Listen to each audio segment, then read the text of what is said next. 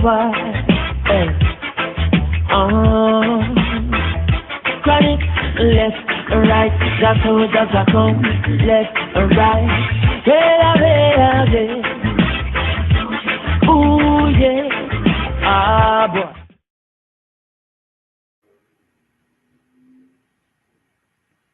Peace, peace, peace. Shalom, shalom to everybody in the house. It's your boy Cosmon Cal checking back in from Etheria down here in Ooze, man, coming to share some of this light. Peace to the created gang. Gang is in the house. You dig what I'm talking about? Peace to all the righteous gods and Nirvanian goddesses. It's your boy Cosmon Cal checking back in. And as always, you know, we come to balance all balances and check all checks because you know what happens next when you see that butterfly vortex. This lesson today is Jehovah Chronicles number 58. You dig what I'm talking about? This is Jehovah Chronicles number 58. This is called The Promise of the 49ers. Now, I know y'all like, man, what the hell is he talking about? The 49ers. I thought the 49ers had something to do with gold in California. And I would say you are absolutely correct, sir. You're absolutely correct, ma'am. But what many are unaware of is that the real life historical act, that is the migration, which, by the way, you dig what I'm talking about? The migration of 1849 or the 49ers is the largest migration ever in North America. Ever. So if you thought the flee from Southern oppression of the Aboriginals of America, or who they called Negroes in the South, to the North was the greatest migration or immigration of people in the United States, you would be absolutely incorrect. You dig what I'm talking about? Let's get right to it. Hold on, let me take this banner down. Right.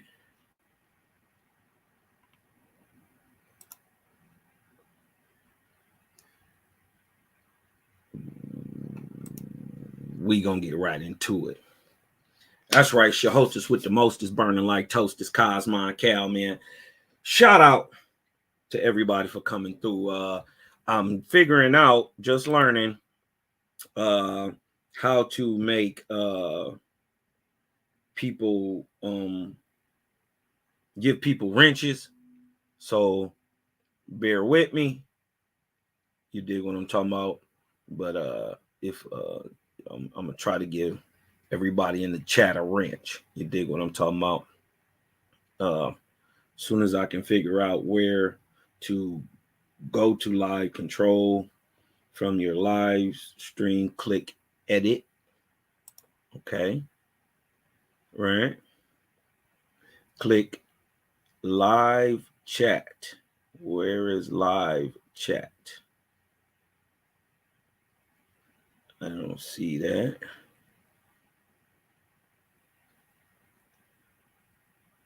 Under who can send a message, select subscribers.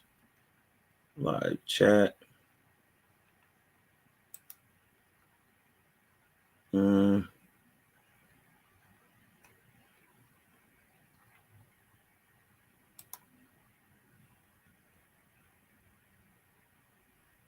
Live control room.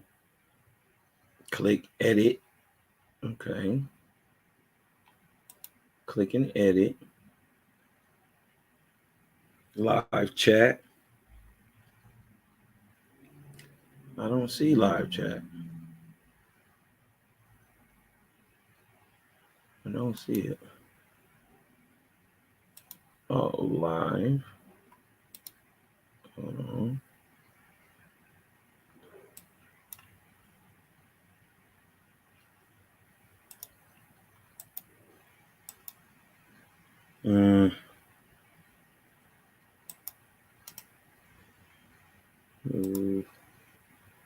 Well, I'm gonna figure it out. You know, I'm gonna hook everybody up with this rent as soon as I figure it out. You dig what I'm talking about?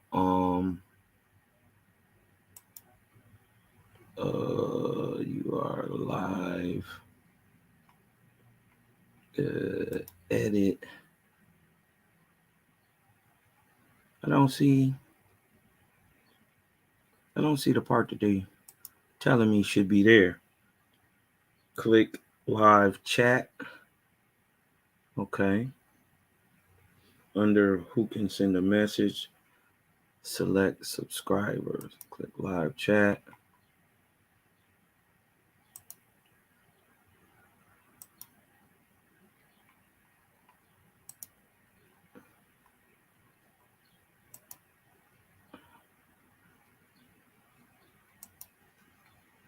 I don't see it, y'all.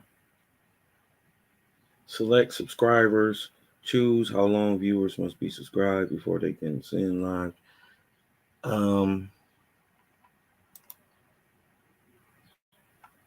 Okay.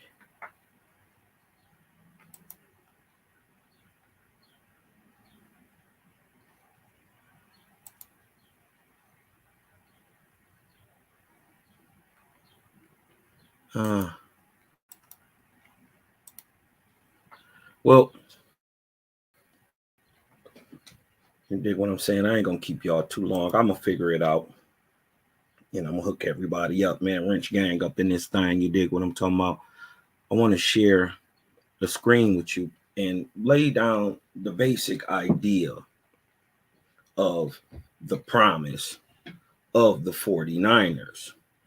Now, here in ancient Gautama, what many of us call today America, right? We have been taught through religious dogma that somehow these great prophets that come from the East, that there were none in the Americas. But Orospi reveals to us that at the same exact time that the great Pope of China was alive, we had Abram, who was alive for the Shemitic Indian people of ancient India. We also had Abram, who was a Persian, who was sent to the Hamitic people. You dig what I'm talking about, to raise them up. But also of the fourth great landmass, there was a great prophet by the name of Iwata, who is erroneously today tied with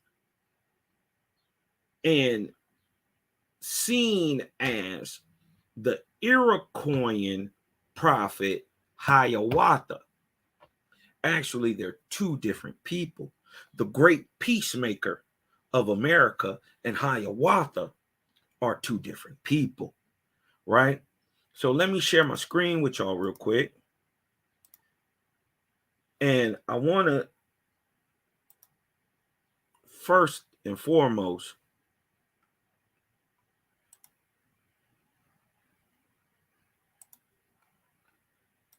show y'all the great antiquity. Because remember, I'm telling y'all, this is a promise. This is a prophecy, right? This is a prophecy given to a prophet at a certain time, right? That and see, the dope thing about prophecy, and if it's telling the truth and if it's doing the right thing, sooner or later, historically, you'll be able to prove it out. And that's what we're going to get into today. And that, my friends, that, my faith is Nazarene, Essene, Israelitish brothers and sisters. That promise, that prophecy is the promise of the 49ers. We're going to break it down to you right here. The time of Abraham, right? The time of Abraham. Look over here. The time of Abraham. Brahma. Don't they always try to tell you Abram is Brahma? What they don't know is that they lived at the same time. This is why their cosmological signs are the same. This is why you'll see Brahma with the horns. You'll also see Abram with the horns, because they were in the time of Aries, or the 23rd arc cycle, from 3953 BC to 1553 BC, a 2400 year span of time, right? We got the great prophet of Persia who was sent to Ham, so hence Abraham. We have the great prophet of ancient India, right? Brahma, the man, not the God. And mind you, the man, Brahma, predates the God. We have the great prophet of ancient Chinese, or Yaphet, Po. But see, we here in America, right? We here in ancient Gautama. So now it's time to shed some light on the great American prophet, Iwata, the son of Haonga, right? So I want to let y'all know right where we are at. We're here in the 23rd arc cycle of Spita, right? Who was under a female Orion chieftainess named Cynthia Maj. It is a 2400 year span of time. We're circled right here at 3953 BC, right? Now let's get into this real quick. Let's see true God, right? We're going to go here to the first book of the Lord. First book of the Lord, chapter 27 and 40. See, that's the dope thing about Owaspi, because it puts everything on a timeline.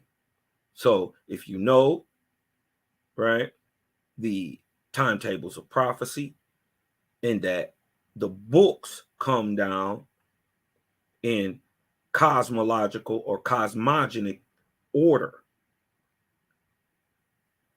it lets you know that the God of this time, right, 3953 BC, is who? Cynthia Maj. Right here. Right? Let's see what true God is telling one of his great prophets, Iwata, here in the morning, here in America. Let's get into it real quick. Let's get into the promise that was made and why many scientists, many anthropologists, many ancient linguists, many paleontologists have always equated a kinship between the historic Indians of America and the biblical Israelites, right? Now, mind you, we are in, let's go back, let me show you, right, where we are currently. So when I give you these dates, it start to make sense. The prophecy was given here in 3953 BC. There is a next arc cycle, the 24th arc cycle, right? Which runs from 1553 BC to 1848 AD or CE. That is a 3,400 year span of time. So from 3953 BC to 1848 AD is a span of 5,800 years.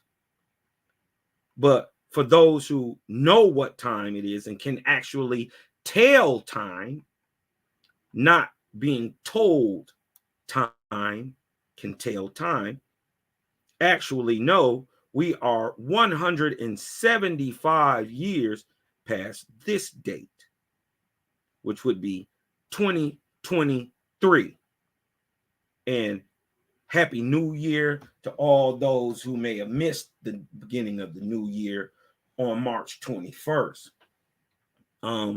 But we are 175 years into the Cosmon era, so we are 5,975 years from this prophecy being 6,000 years old. And now then we're gonna go on and show it was reiterated again. Watch this. This is true God speaking, right?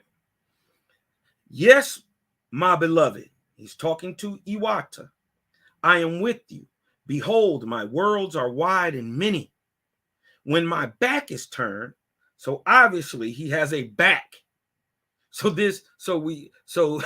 we obviously understand right there that whatever God is, right, it's different than the creator. The creator ain't got no back. This is an angel God speaking to a prophet, a man, Iwata. He says, when my back is turned, evil gods come to steal my children. Tell them lies to win them. Tell them, right? Look at the trickiness of the gods, of the false gods. They tell them, who? True God's children, to win them over, that they are the sons, are my sons, true God's sons, coming to save them. Hard is the fate of those who worship only one God, but they are mine. I look around at times and I set evil gods flying. So right there, we know this is true God. He sets evil gods flying. Be strong of heart, oh my beloved. Now look, this is where the prophecy comes in, starts to come. He is talking to a specific people, and for any people who trying to say that we're talking about the modern day Native American, you're wrong. OWASP makes it specifically clear who they are talking about, and they are not talking about the Mongoloidal native or the man who we call Native American today. We're going to make that abundantly clear. No, so does OWASP. Right? Look what true God says. He says, many races will come and go on these lands. It hasn't even been 6,000 years. What are we missing? He says many races will come and go on these lands, but the red man, right? And let's be clear. Red means copper, brown skinned, brown with a red undertone.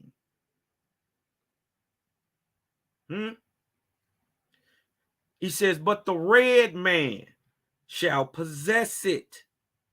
We're going to prove who this red copper man is, and that copper and red means brown, right?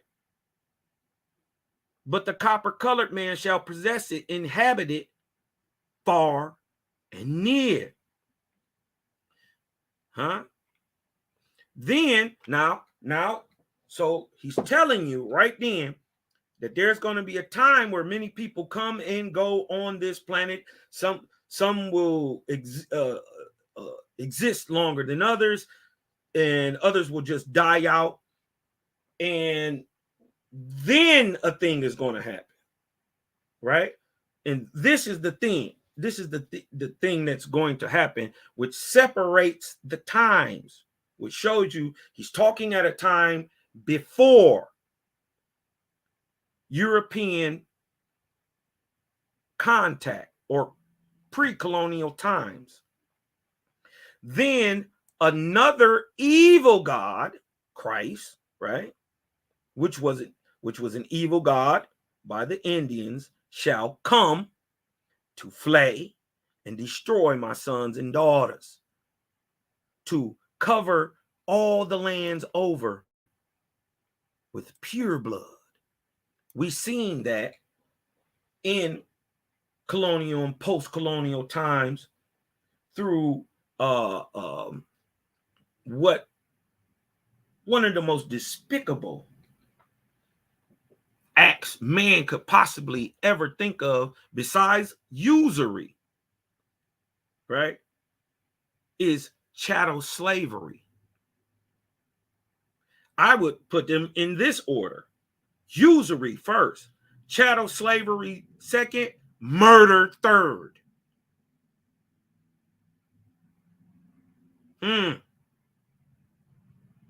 It'd be more moral to just kill a person and eradicate his whole line than to turn around and slave that person, and then through governmental actions go on to not enslave him and disenfranchise him, but everyone that comes as a descent from this person. That's chattel slavery. It had never been done before. How evil do you got to be to think of that? Well, when you come in the name of Christ, a false god, a evil god, these things are easily done by barbaric and evil people. He says, now, after this time, then I will come again and rout the evil god, right? And raise up my sons and daughters in full glory. And this is what we are currently living in, right? What does he say? What does true God say? I will bring their kindred. Kindred means your kin and kin blood. That means the people who are your family, your blood type. Those of the same belief system and cultural adherence, right? He says, I'm going to bring these faiths from across the water, right? Now remember, he's talking to a prophet already in America. He's telling him in 3953 BC, I'm going to bring your brothers from across the water. What water? It's only going to be two. It's either the Atlantic or the Pacific. Let's show that this is the Atlantic. Let's show that these are the Israelitish people, right? First of all, Israel, right, means praiser of the Great Spirit. It is a descriptive term, an adjective of what the people did, and is the term given to the followers of Abraham who walked into Egypt. And Israel is 100% an Egyptian word. It is the word applied to the people because of what they did. Right? Now, these are a wise speaking people, right? Who worship none born of woman. They didn't worship Abram. They didn't worship Moses. They didn't worship Yeshua. They only worship the Great Spirit. Just like their brothers here in America did. This is why they are kindred faithists. Because, yeah, they may have spoke different languages, right? But when they got to praising, and I said, E-O-Wah, and you said, Jehovah, it all started to make a little sense. They are wise speaking people who worship none born of woman. And this is a key right here. A people who do not war. So if you was in that Judaic tribe over there in the east, you ain't Israel. If you ever went to war and was put into captivity under the Assyrians, under the Persian Medes, under the Babylonians, under the Romans, under the Greeks, you're not these people. Huh? Because these people are a people who do not war, who do not kill off weaker nations. And for more than 2,000 years, I'm here to tell you, right here in America, the Negro ain't picked up a gun to kill off nobody. What nation you go take that wasn't already yours? So that right there knocks out the Haitian Revolution. And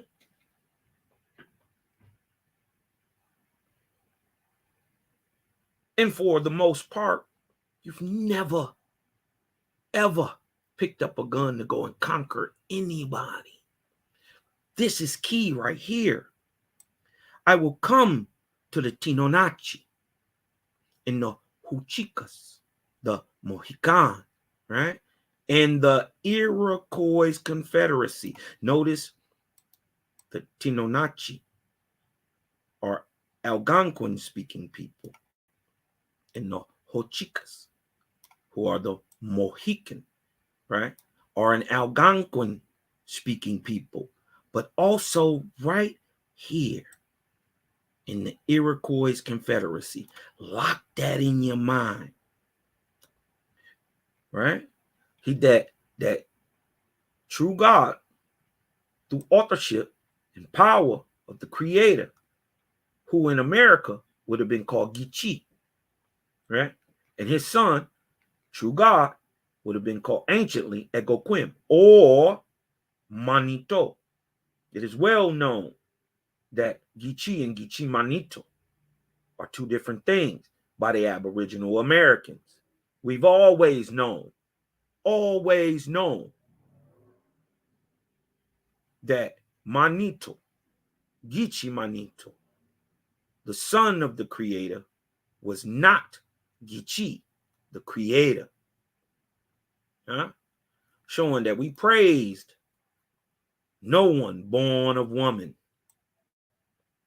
We always knew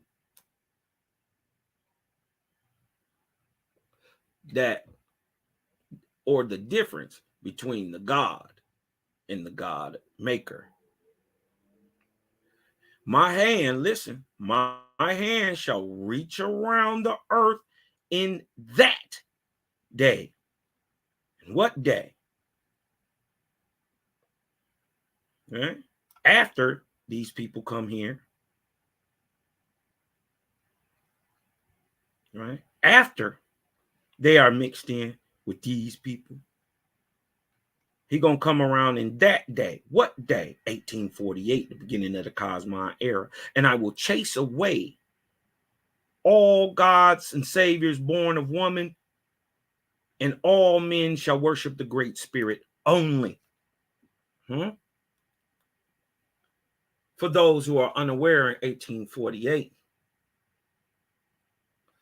the four beasts The four heads of the beast, religion of the earth, Buddha, Brahma, Allah, and Christ, all went to hell. Huh?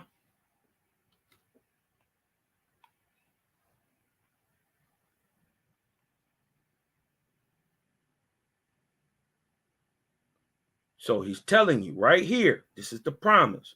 I will chase away all gods born in a woman in that day. Right?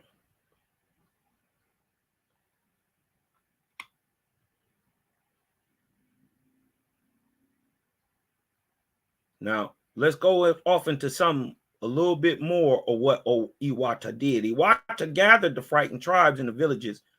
This is 46. And taught them the secret name of the Great Spirit, Egoquim, which is called today Algonquin. So Algonquin is not just the language of the people. It's not just its nationality. It is the people naming themselves after the Great Spirit. And Egoquim means out of many one, or unity. And explained, right? He gave them the secret name, Egoquim, and explained the moon to them and how to keep the seventh day for worship or Sabbath. Right? Look what he says. You shall found 40 mighty nations, O my son, and every nation shall be an independent nation, but all the nations shall be united into a brotherhood of nations as one mighty people. And it shall be called Opa Egoquim, or Opa Algonquin. Right? What? Here it go, 841. The Union of the Indian States was first called as stated, Opa Egoquim. But after it became an anglicized word, it was called Algonquin. That is, eventually, Egoquim eventually became,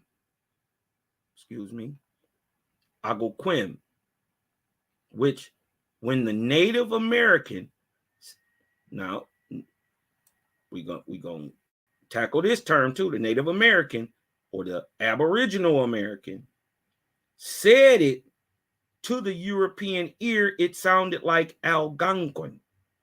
And it was spoken so and written so in the English language. Right? Now let's go find out what these people, let's go prove that we're not actually talking about the modern day Native American who descends from Aleut, Inuit. Shout out to my Native American people, though. This is not a diss. We're just showing you that Owaspy is not talking about you as the original man in the Americas post-flood era or post 25,000 years ago, right? What are these people called? Because we got to look for a certain people. They do a certain thing. They only praise the Great Spirit. So that means they're very spiritual, right? We're looking for very spiritual people who look a certain way today. This is not just thousands of years ago how they looked at it. This is how you'll know these people today.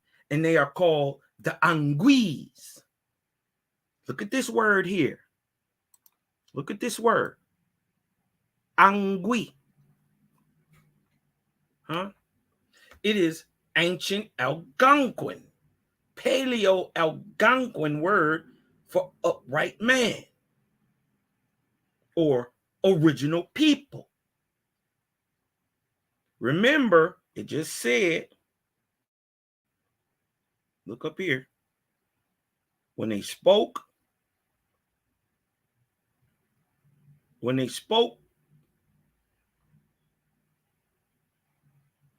to the European ear, right? Sometimes the words got jumbled, right? And they pronounced them how they pronounced them through their anglicized tongue, right?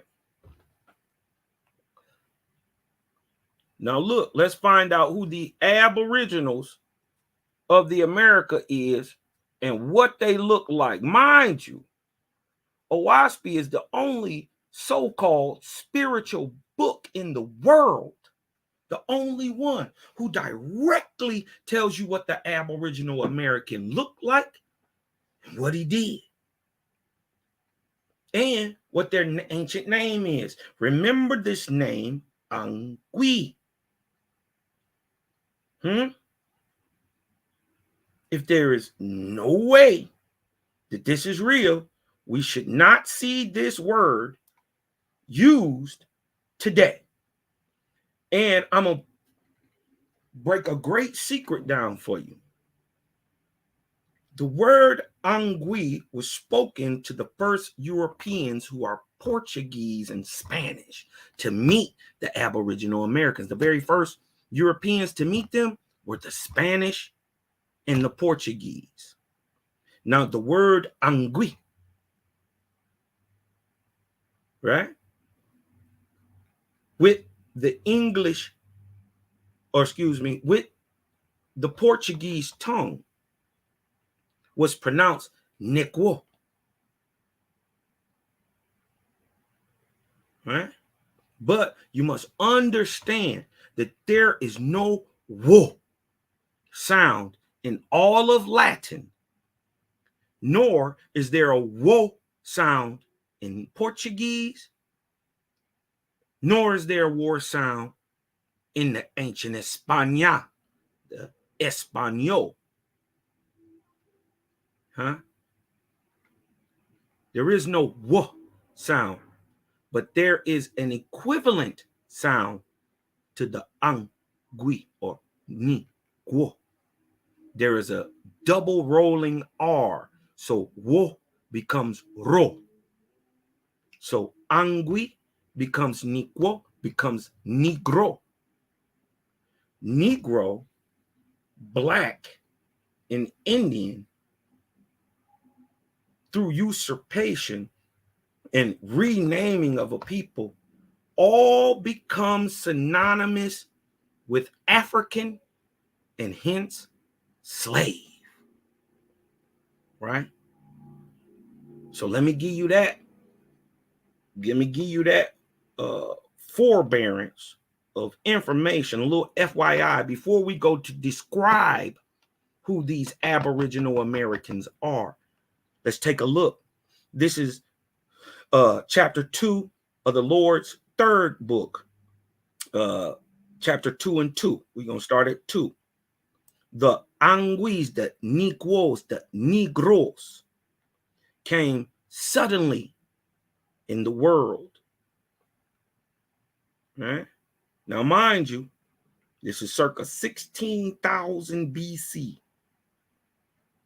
By the thousands and thousands they came. In the north of America, in the south, in the east, and the west.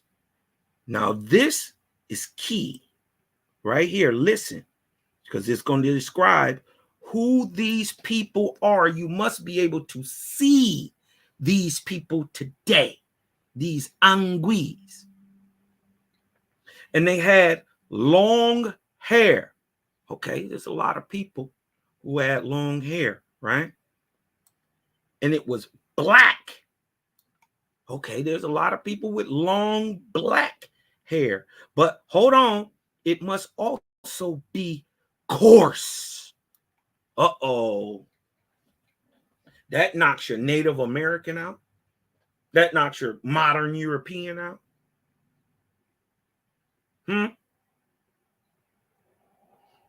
Right? But remember, he said this red man, right? Hold on.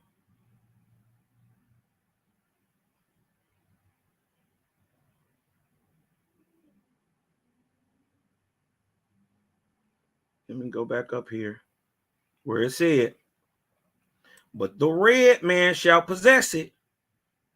Let's show who this red man is.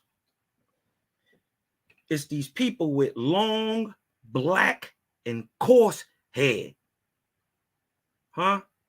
That right there kills the Native American. We're not talking about you. No offense, but this ain't about you. Shout out to y'all brothers for actually keeping a lot of this stuff alive, though. You know what I mean? Keeping many of these old heritage. Shout out to the Iroquois, a.k.a. the Haudenosaunee, the people of the Longhouse. Shout out to the Mohican, who I have in my blood. I got Mohican in my blood. Yeah, from the Eastern Shore. Dig this. Also, we got to look for these people, these Anguis. They got to be here in America today, 2023. They got to have long, black, and coarse hair, but their skin was brown, copper-colored, red, and inhabited far and near. Right? Now, and we're going to show you. Now, after Christ came here, he shall come to flay and destroy the sons and daughters to cover all the lands with pure blood. It's not till the Common Era, basically the 1900s, where black men and black women start of their own volition dealing with other races. He asked the Israelites to do a thing too, and that was to keep themselves bred properly and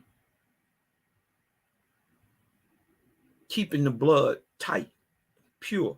We know today that the modern native, right? The modern native Mongoloid is the descendants of the Europeans.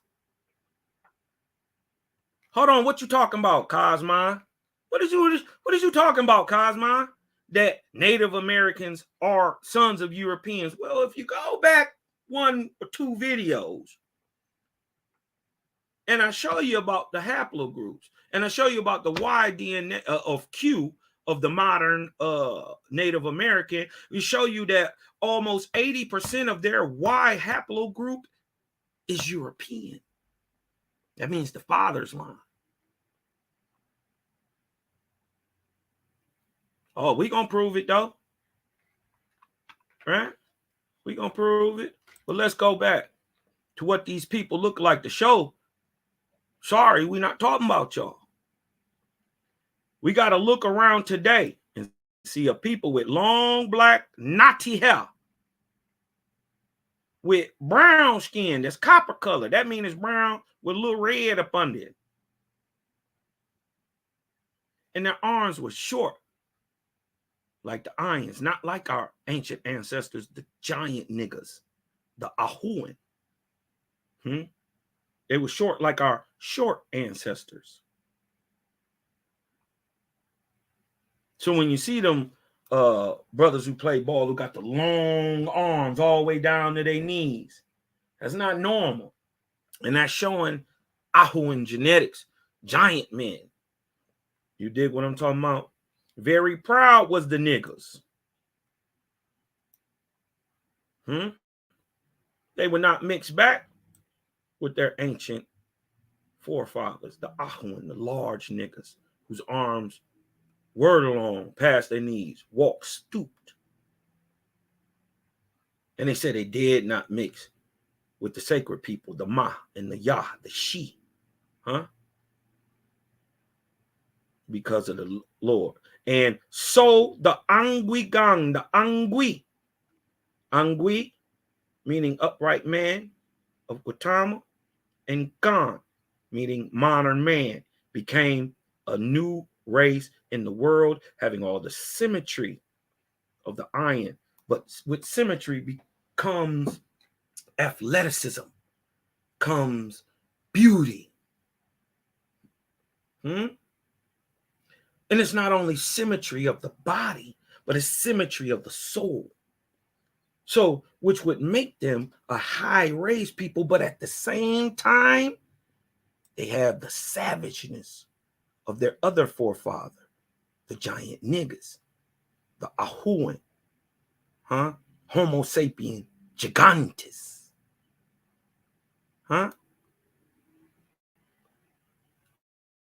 So that let us know that when they're talking about these people, right?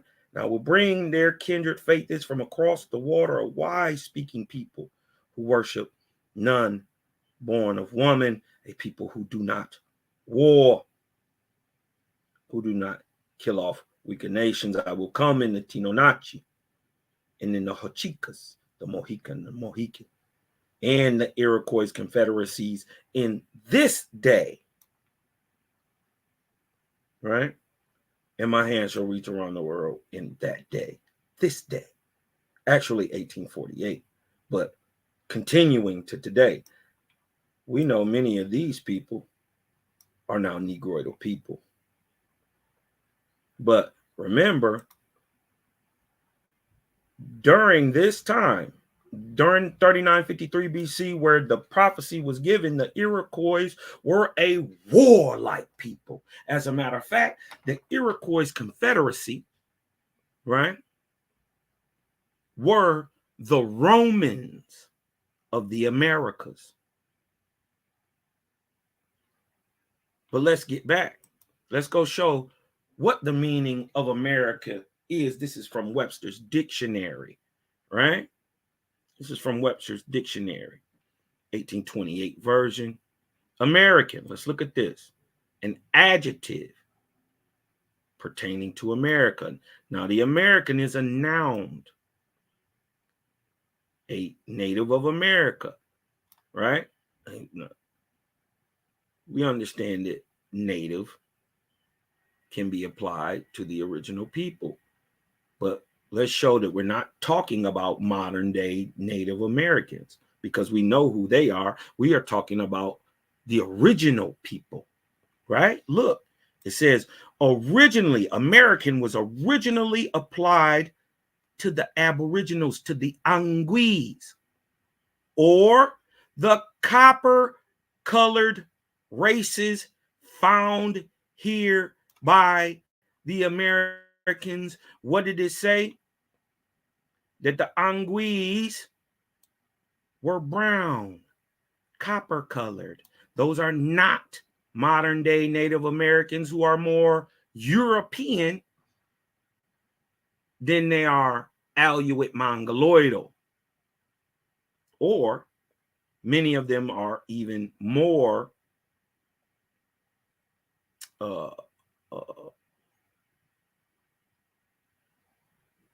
Iroquoian and white, right? But we know many of these Iroquoian people, right, today are black, or what you would call a Negro, or what you would call an Aboriginal American. But let's get back to it. Originally, right, American was applied to the Aboriginals, the Anguis, the copper-colored races. So we're not making no mistake about who we talking about. We're not saying that Native Americans haven't been here a while. No, we're not saying that. We're just saying you're not original. When your forefathers got here, my forefathers was already here, asking your forefathers, who is y'all niggas? Where y'all come from? But let's show you that American, right, or a native of America, is now applied to the descendants of Europeans born in America. The descendants of the European born in America, that is a native. These are your so-called 5 civilized tribes. Huh? These people usurped your history. They became Cherokee. They became these other groups. Totally swiping a history, usurping a history. Right?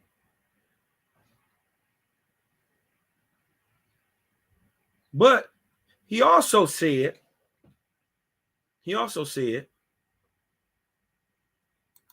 look, he said, I'm going to come in the Iroquois Confederacy.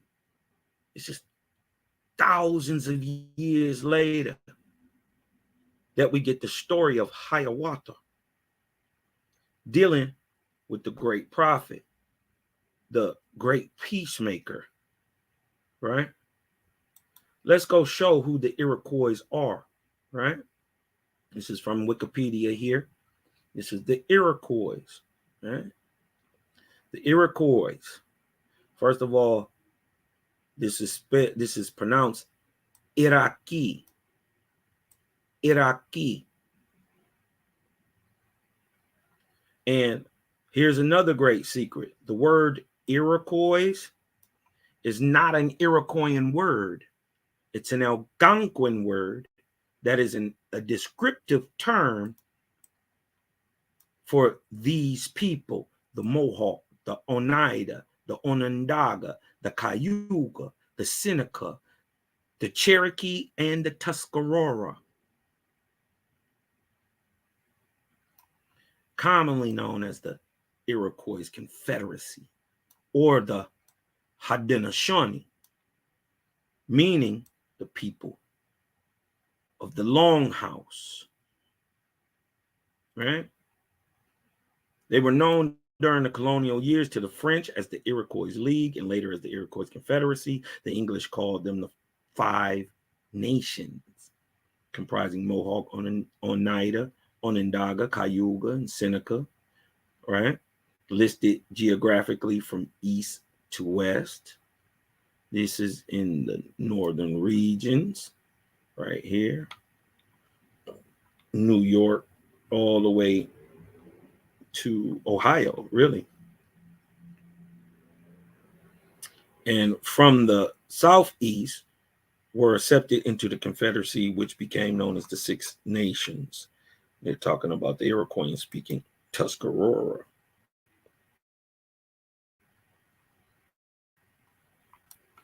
This is where we get the story of Hiawatha from, right? The Confederacy came about as a result of the Great Law of Peace said to have been given by the Ganawida, the great peacemaker. That's Iwata, told in the Iroquoian stories, right? Tikanawata, right? Look, Tikanawita, Tikanawata, sometimes referred to as the Ganawita or the Ganawata, was a tradition along with Jaganahasi and Hiawatha, the founder of the Haudenosaunee. So Hiawatha went to the great peacemaker. He is not the great peacemaker, right? So showing that the story is allegorical and is telling a much, much older tale. You dig what I'm talking about? But as we see, that modern day Native Americans are descendants of Europeans born in the Americas. My research has shown that, and I will go on to show that the people who we call Native Americans today are Eurasian and descend from the people who are commonly called Vikings and Vandals and Alans and Goths, and migrated by island hopping from Europe, not across Beringia or the land bridge. They weren't here then. What I'm telling you is they came around 900,000 AD.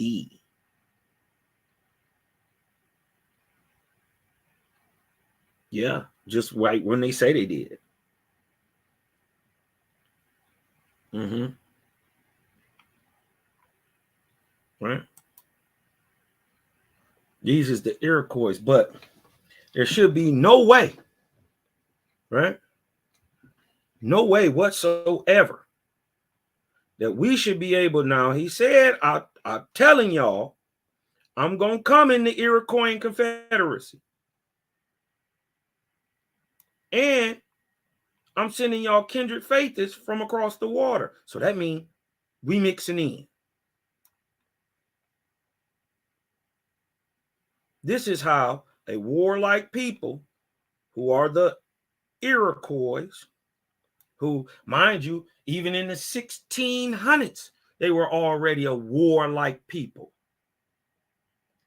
If you don't believe me, well, I advise you don't believe me, but I also advise you to go look up the Beaver Wars.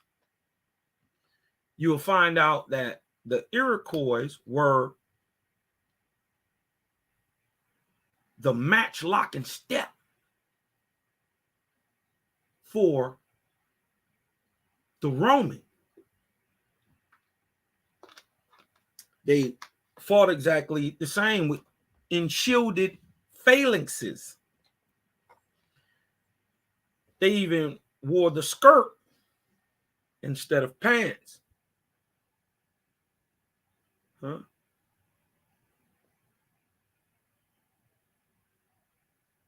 He says I'm going to come in the Iroquois Confederacy, right? And these people are called Angui, right? Now, the Haudenosaunee, the people of the Longhouse, is a term applied to the first 5 nations. Now there's 6 nations. The 6th nation, which is Tuscarora, we already know are a mixed Iroquoian-speaking Aboriginal American. These is niggas who fought, lost, and many of them were shipped to the Caribbean. Check it out. I don't got to make it up. But there is no way that the Iroquois Confederacy, speaking in Algonquin word, speaking in Iroquoian language, should speak an ancient Algonquin word now in their Iroquoian language to call themselves the original people. Watch this. Remember, the word is Angui. Right here, right? Anguiowi was founded by Frank Bonamy, an enrolled member and former chief of the Cayuga Indian Nation. Remember, the Cayuga are part of the Haudenosaunee Nation of New York State. The values and principles embodied in the Native American heritage of Angui Owi, right, are evident in the daily business practices, namely through the integrity and respect shown for employees, manufacturers, and customers. Now look at this. The name Angui or we, Angui is derived from an Iroquois word which loosely translate to the original people. What did it say? The Anguis came suddenly into the world. By thousands and thousands, they came in the north, south, east, and west, and they had long hair, black and coarse, but their skin was brown and copper colored. Some of the Iroquois are brown and copper colored today. Some are not. But they all, for the most part, praise the Great Spirit and no gods or saviors born of woman. They worship the Great Spirit only. Shout out to my brothers, the Haudenosaunee. Right? So the promise or the prophecy was given. Right? And we find The native calling themselves, the Iroquois, calling themselves the Angui. Today, the name Anguiahui, right, bonds the company's identity with its origins as Native American business and with its geographic location in traditional Cayuga homelands. Huh?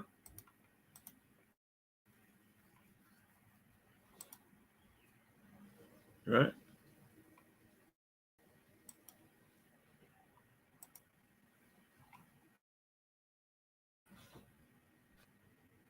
Now, we want to go. Now, we showed you its prophecy to the American Indian. We've shown Creator's prophecy to the American Indian. Now, let's show the blending of the stocks here in America, and its proof is its biggest migration ever found in America. Now look at this. This is the book of the Archabon, chapter 4 and 12. Now, let's go and show where we at now. Right? We got a prophecy here, circa 39-3 BC, right? Now we're going to get another prophecy 2,400 years later to remind y'all what I said back here in 3953. Are we going to get another one here 2,400 years later, right? In 1553 BC. What is happening at 1553 in the world? The great exodus of the Israelites out of Egypt during the end of the second intermediate period, and the rise of the Theban kingship, or the southern kingship of Thebes over the northern kingdom of Avaris, ran by the Hyksos dynasty, and its 12th dynasty. You got to remember the Theban of what is called lower or upper Egypt, right? The south, and that of lower Egypt, which is actual north. The two dynasties were running concurrently, right? So the 12th dynasty of the Hyksos runs concurrently with the 17th of the Theban. This is why many of the calendar, and first of all, the calendar is a double calendar. So if I was 44 years old in the Hebrew calendar, I would have been 88 in the Egyptian calendar. So this is why it's hard to put a lot of the stuff on a timeline, but with the great OWASP, the great decoder, we are allowed to start looking into these things. You dig what I'm talking about? So here in 1553 BC, actually, it's 4.5 years later. So we're actually at 1549 BC. Let's see what we find right here. This is the book of the Archabon, chapter 4, 12. And Capelia shall deliver the faiths of Vindu, or ancient Hindustan, or ancient India. Capelia, also known as Capella, was a contemporary of the great Moshe.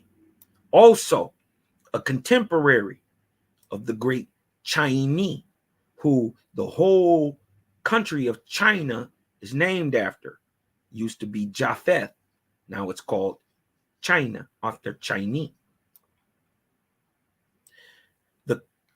And Capelia shall deliver the faiths of India. We see this happening in history. Right? And the Chinese shall deliver the faithless of Japheth, which is ancient China. And look, and Moses, this is the connection, right? This is the connection right here. Being doubled down on it. Now it was told to the American side. Now it's being told to the Shemitic Negroes who come from Persia, who walk through Africa, but they not done. Right? And Moses shall deliver the faithless, the Israelites, the tribes of Iz and Zerl. This is why they call them Israelites. Also, an Israelite is a person who has mastered the first level of the adept schools of Egypt. That's what an Israel is. If you have mastered and taken the Emet Shabbat, you have mastered the first level of the school of adepts of Egypt. And you are hence at that part Israel, a praiser of the Great Spirit. Right? Now look at this. And Moses shall deliver the faithless of Egypt. And you shall also put this upon Moses and his people. So he's adding something else. Capilla is delivering the faithless of India, which are the Vrishvedi, or the ancient Veda. Chinese is delivering the faithless of Japheth, which are called Hojas or Hotien, right? Which means praiser of the Great Spirit. So same thing.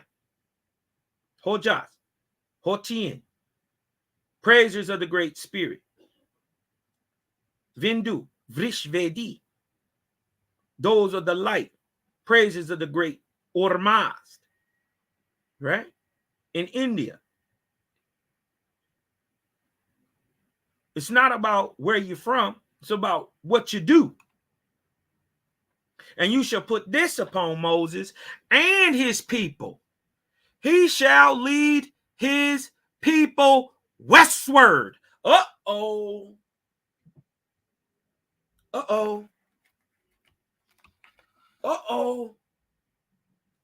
If Moses was leading his people westward out of Egypt, across the northern part of ancient Ham or Arabia, or what we commonly call today Africa, well, who the hell is them niggas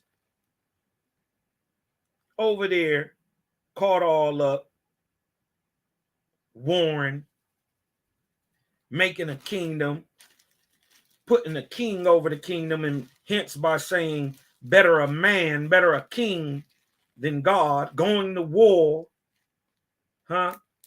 Didn't y'all have Jehu kissing the boots of the Assyrians?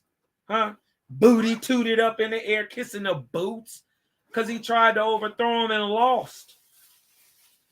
But you're supposed to be Israel, a wise-speaking people who do not war.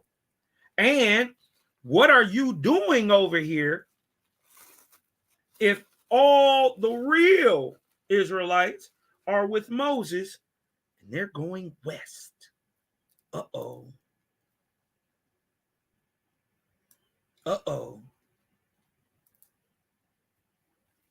That begs to ask a very logical question. Whose mans is this? Is you niggas even Israelites? I say no. Why? Because the real Israelites have been walking west since their expulsion, since Exodus, since 1553 BC. Right?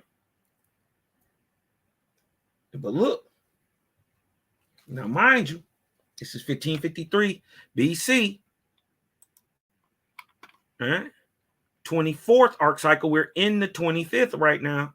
So this is the last 3,400 years from 1553 BC to 1848 AD, a 300-year a 3,400 year span of time called the Ark of Bond, which was ran by a Nirvanian chief named Lika, which is also, look, the time of Moses, China, and Capilla. Now, who we talking about? Moses, China, and Capilla, but also we going to put this on Moses, right? That he shall lead his people westward, right? And their heirs, right? And their heirs after them shall also go westward. So when you got all the way to the western coast of Africa, your ancestors went westward again. This ain't, now mind you, this is 1553 BC, 1549 BC. This is way before colonial Europe comes over here. This is way before any colonial time or before a European was ever here. So how did your people get here? They told you about a great story, right? A man named Moses split the Red Sea, right? And he walked across to the other side, right?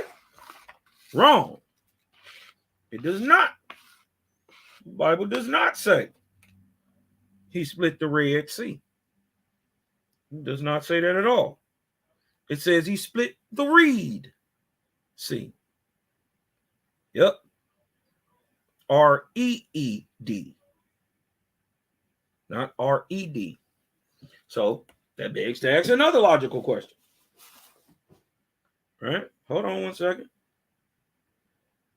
Where is the Reed Sea?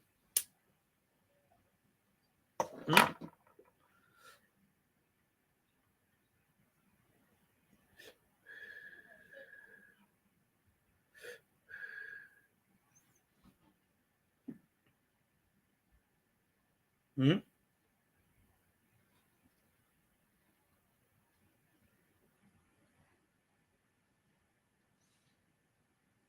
can look easily in the Yam Suf, right? In the Exodus narrative, right?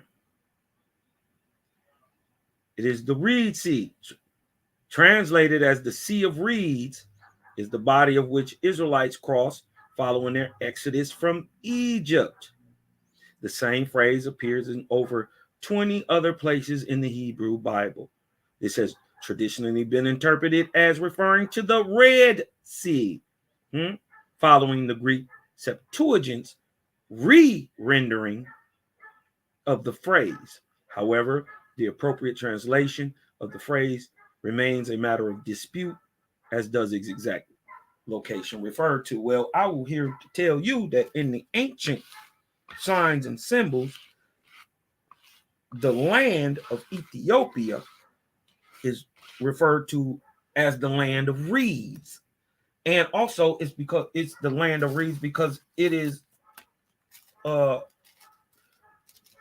believed that the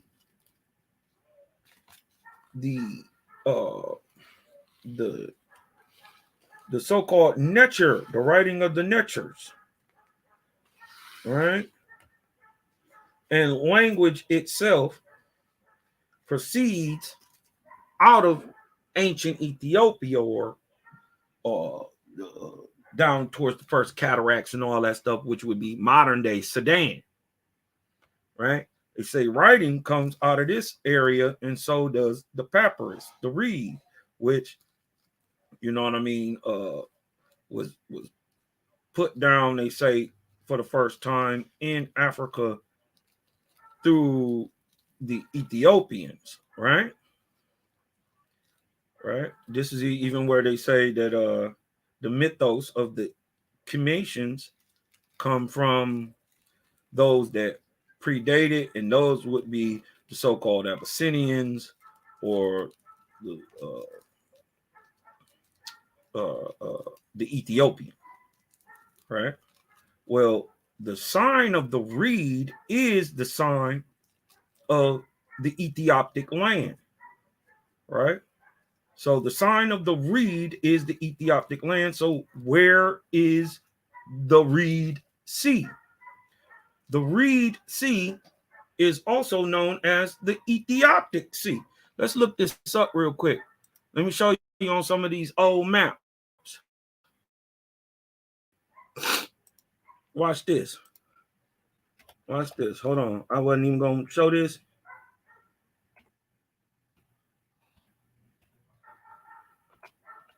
I wasn't even planning on showing this. But let me show y'all on some of these old maps. Look.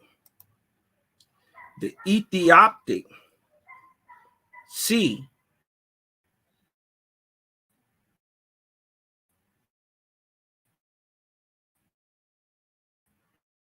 right? Look at this right here.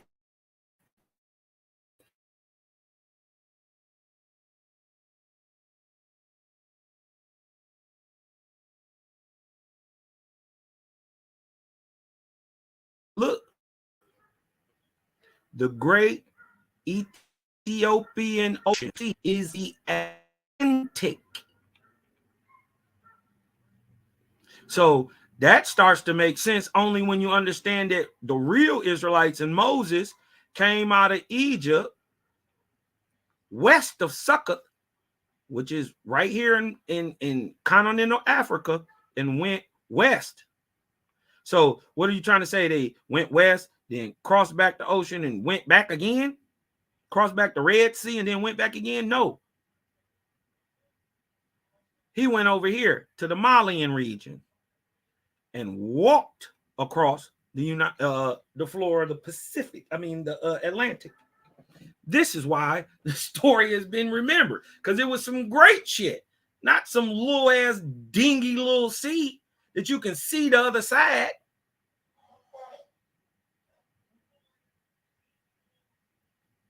No. And what do the and shout out to the Prince Yahuda. Shout out to the Prince Yahuda, who was talking to his folks, and mind you, the brother is Geechee, so-called Gullah Geechee. Right? Where, for the people who know, after Moses brought his people up out of Egypt, they landed in a land where called Shekel-Mareth. What do you think the Gullah Geechee called South Carolina? Yeah, that's right. Shekel-Mareth. And look, and their heirs after them shall also go westward. Yes, westward until they circumscribe the earth. So if you're in Africa, the only farthest place you can go west after that is California. Now listen, this is key right here. 3,400 years you shall allot them to complete the journey. Now, remember where we just said we was at? 1553 BC. 3,400 years to complete, right? Which, mind you, is the length of the Ark of Spita. I mean, the Ark of Bond, excuse me, from 1553 to 1848 AD is 3,400 years. So I'm going to allow you from here to here. So what happens in the United States during this time? We find gold. A man named James W. Marshall, through his quote unquote slaves or indentured servants, are the first to find gold in 1848 AD. Watch this. Watch this. Right? For 3,400 years, you shall allot them to complete the journey, and wherever they go, they shall establish my name, Jehovah, Eoah, right?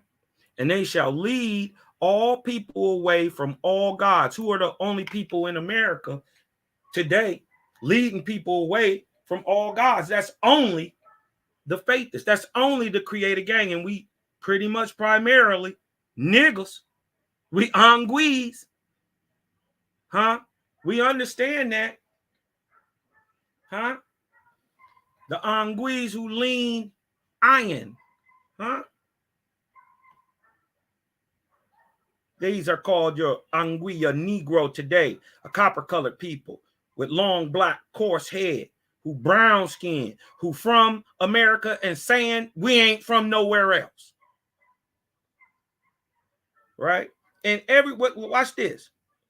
And everywhere they go, they shall establish my name, E-O-Y. We know that the consonants, J, H, you did what I'm talking about, the E, the O, the A, is what would be established, right? The E, the O, the Wa. Jehovah is the Anglicized modern day rendering of the ancient name of the creator. He was named after the sound that the wind makes, something that is necessary, is everywhere, but can be felt, but can't be seen. So the people named him after the sound that the wind makes, E-O-Wah, which is pronounced today, Jehovah. And they shall lead all people away from all gods, right? But right here, they said they shall establish my name wherever they go. Well, I would like to ask you, what is the name of the state in America that sits smack dab in the middle of the country? I'm saying it's E-O-Y. Huh? If somebody can prove that Iowa, E-O-Y, is not in the middle of our country, well then, hey, more power to you, right? And when they have carried my name, now listen, this is key. When they have carried my name to the west coast of Guatemala, which is North America, which is California, and establish me, behold, I will bring the earth into Cosmon. When is the earth going into Cosmon? 1848 AD. What happens in 1848? The greatest migration in American history, right? Let's go and show that, right? This is from African Americans in the Gold Rush from the Library of Congress, right? This is African Americans in the Gold Rush, written February 2021 by Ellen Terrell. Now watch this, right? The war with Mexico, discovery of gold in California, and when 1848, the acquisition of new territory and the developments of our hitherto undeveloped Western possessions stimulated the financial pulse and permeated every avenue of industry and speculative light.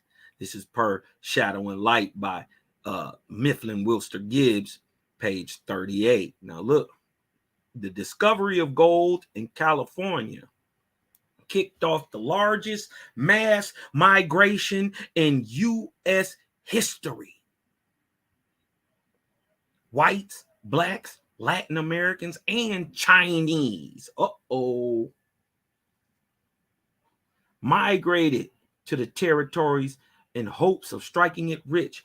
As Rudolph M. Lapp points out in his book, Blacks in Gold Rush, California, although some of the free African Americans dodged the hijack, and maybe some of these are Africans. Remember, we're talking about these African people from over the water, right? A kindred faithist group from across the water. These are brothers, right? These are brothers. such as Reuben Ruby, traveled to California and made sizable profits from gold digging. Numerous enslaved African Americans crossed over into the free state of California with their slave masters. According to Quintard Taylor in this article, African American men in the American West, 1528 through 1990. By 1852, 300 slaves were working in the gold fields, and an undetermined but sizable number were house servants in California. This is per the Annals of AAS PSS 569, May 2000, page 105. California had entered the Union as a free state in the Compromise of 1850, but the lack of government oversight allowed slavery to flourish in certain regions. So we see right now, this same year, the U.S. Census recorded that approximately 962 free. They free. How? During the time of slavery. These free people of color are your Anguis. Your American Indians, your Negroes. Free people of color. So, and remember, they told us what these free people of color look like, right? They had long black and coarse hair, nigger hair, that you can dread and do all type of stuff to, with the kink in it. But we had it without the kink, but we had it with the kink. Yeah? But this kills it. Their skin was brown. There's only one brown people in America. It's only one. And only one here today claiming that he's from America. As I like my split team. Right?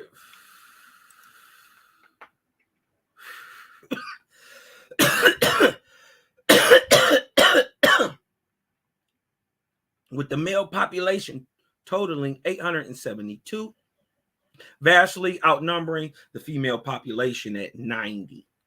Blacks accounted for a mere 1.5% of California's total population at that time. But you must remember that the copper-colored aboriginals who were there already were not being counted on the census. Notably, African Americans and Native Americans, we know who the natives are. Remember, this is before the term native was being applied to the Mongoloidal races, starting in 1860 to 1866, when they traded on you through the Cherokee-Chickasaw Acts. Notably, African American and Native Americans, so, and the proof that we're not talking about them is they were never enslaved. Native Americans were never enslaved. As a matter of fact, they enslaved the copper-colored African and Aboriginal people here. The natives did that, right along with their white brothers. Remember, they are Europeans and Mongoloids, right? Notably, African Americans and Native Americans were denied the right to vote and the right to testify in court. This was all done to the blacks. A law that California Supreme Court extended to include Chinese immigrants who had come to California to participate in the gold rush in California. Supreme Court case People versus Hall. A rush, listen, to newly discovered gold fields brings in view every trait of human character, the more vicious, standing out in bold relief and stamping their impress upon the locality. This phase and most primitive situation can be accounted for partly by the cupidity of mankind, but mainly at the first arrivals are chiefly adventurers, single men, untrammeled by family cares, traders, saloonists, and gamblers. So these men came here with skill. Pre the time that the descendants of Europeans would be called native of America.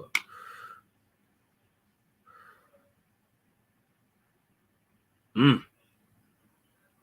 let's go back and show a little bit what our ancestors, the ancient Kishimaya and Chiapamaya, murals. Look how they depicted themselves. I want to blow this up a little bit so I can show y'all what these people look. Okay, let's go on a little bit. Look at this. I want y'all to see these copper colored neat 100 a Mayan. With long, black, coarse, dreaded hair. Show me a mestizo with dreads. Show me a Plains Indian with dreads. Show me an Aleut, a so-called Eskimo with dreads. Nope. You can't. But look at this here. Look at these niggas with all these dreads, looking like some mop heads. Yeah. You that mop head, Angui. Do you remember who you are? Do you remember who you are? Huh? What it say? The Anguis came suddenly into the world. By thousands and thousands they came in the north, south, east, and west, and they had long hair. And they had long hair, black and coarse, but their skin was brown, copper colored. Do you remember who you are, Angui?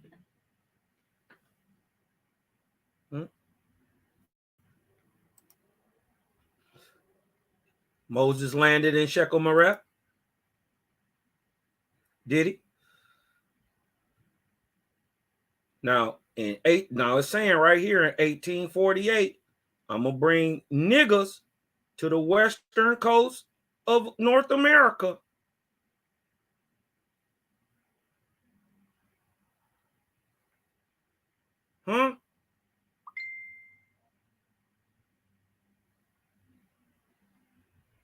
And we find, what does it say? The largest mass migration in U.S. history happening. Exactly when the book said it was going to happen 5,800 years before, and then reiterated 3,400 years ago with Moses and them people that's going west, not stuck in the Middle East. Because what's going to happen? And my angel shall descend upon the earth in every quarter with great power. This is the time, 33 years later, we get Owaspy. And it shall come to pass that the faithless, the children of Moses, right, shall find the faithless of the children of Chinese, and the faithless of the children of Capelia, the East Indian. What did it say? Whites. The largest migration in U.S. history of whites, blacks. We understand that these people don't even exist. There is no such thing as a white or a black. They're just talking about skin color.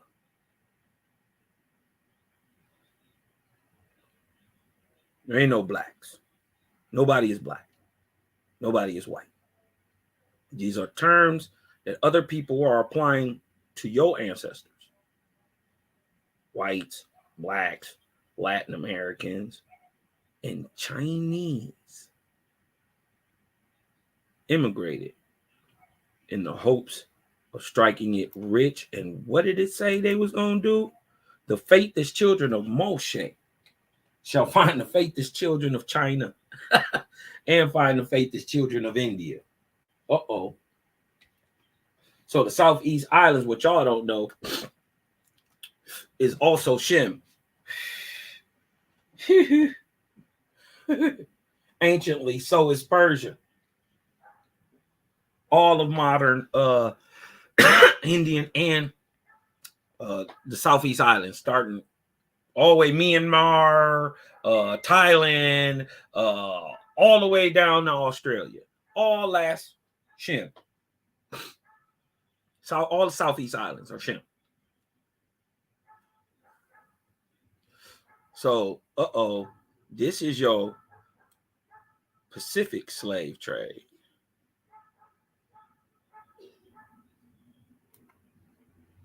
Huh? Faith is of the children of Chinese. This is your Pacific trade.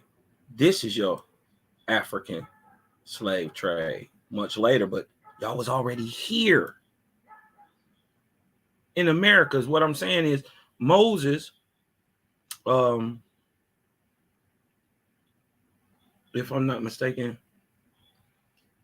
Moses died at 88 years old, right? At 88 years old, Moses died, or what would be 176 or 175 years in the Egyptian calendar. So if you go in your Bible and they say 175 years old when Moses died, well, then that starts to make sense. What I'm trying to tell you is that's only 88 years. Moses was 44 years old when he got to America in 1549 BC. You making it up, Cosmon. You making all this up. Watch this. Watch this. I just want to.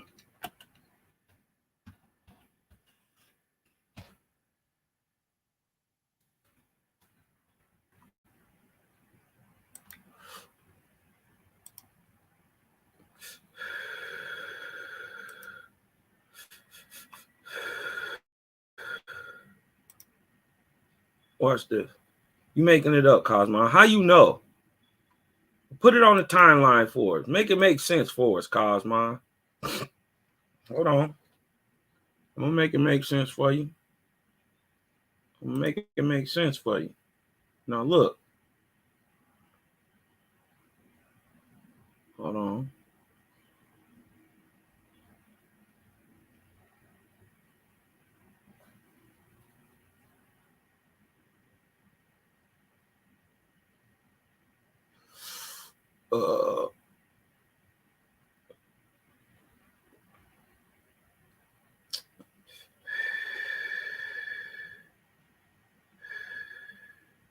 Okay.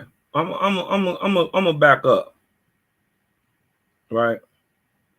This is the Book of Leka.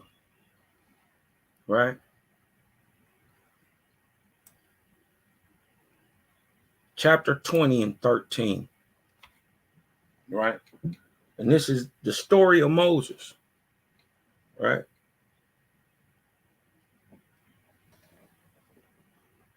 For those who don't know, who may be lost,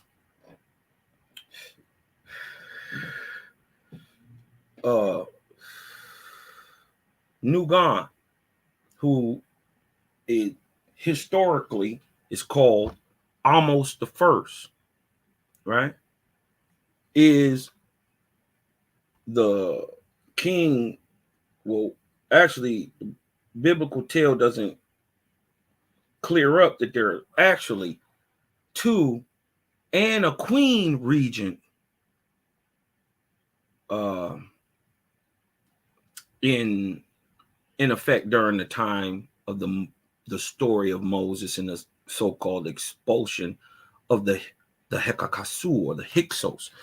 Mind you, Moses's adopted father was the last great Hyksos king. Right? Now remember, this is a man who must have a daughter, but does not have a son. Right? So he will be in the 12th dynasty. Right? He has to have, and then historically, he has to be known as not having a son, but he has to be shown through history that a son under his name reigns for a 9 to 12 year period over different regions, right? And then you would have to have a daughter who then rules after, or queen regent who rules after the son is deposed, right, and removed from his post, right? And then you would have the new kingdom start. Well, when we look in history, we find that Amenemhat the third, the great king, the great builder king, of the Hyksos dynasty,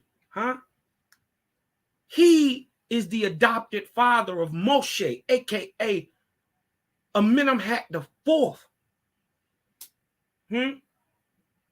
Oh, we don't believe you, Cosmon. We don't believe you. Okay. Did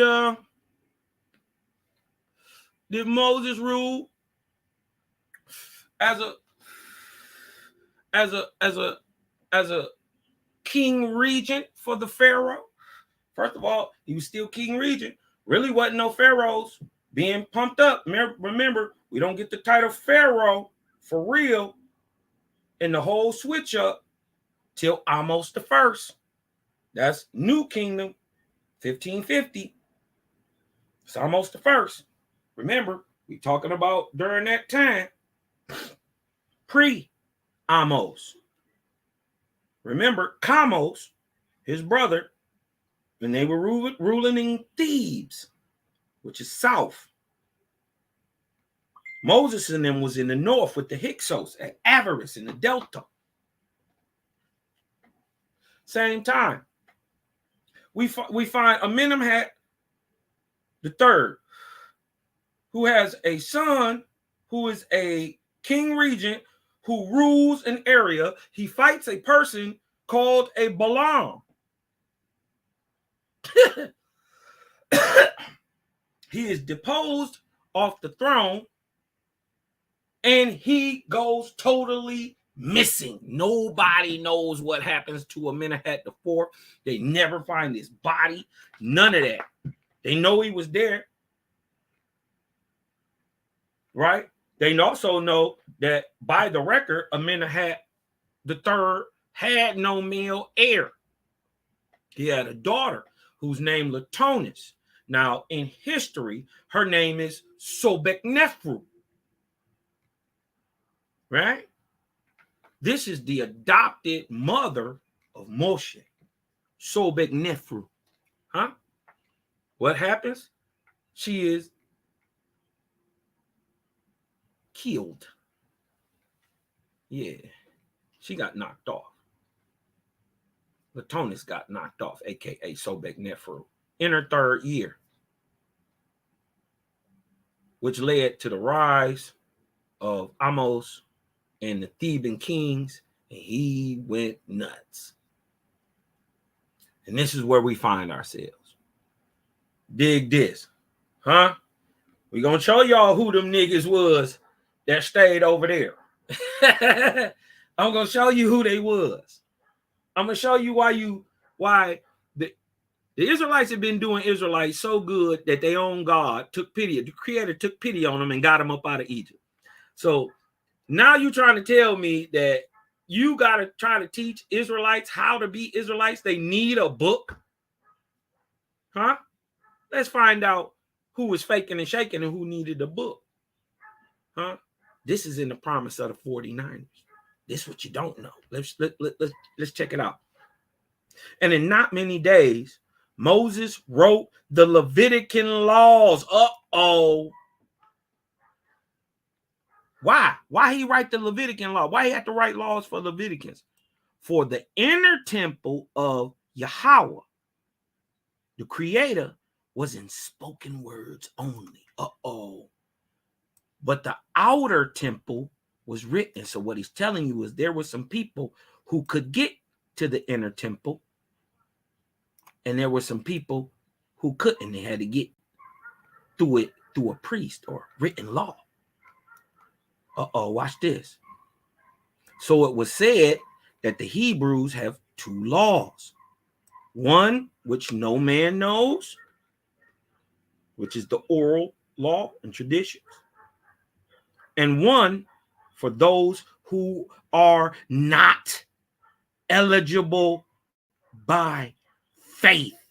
Uh-oh. Being those who were called Leviticans, hence you niggas needing Levitican laws. Because why though? Why? Why did they need laws? But see, that mean a Levitican also mean, in truth, also it means trying to be right.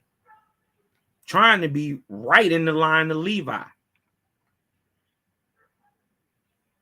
Another nigga who by faith was not eligible to the inner sanctums. What? And one for those, right? A Levitical law for those who are not eligible by faith, being those who were called the Leviticans. Don't you read the Levitican Bible? Practice the Levitican law today? Uh-oh. But not Leviticans in fact, but hangers-on, wannabes. Huh? Who have followed the real Israelites out of Egypt. And who, for the most part, you niggas with the Levitican law, for the most part, had no God. Little judgment and no learning.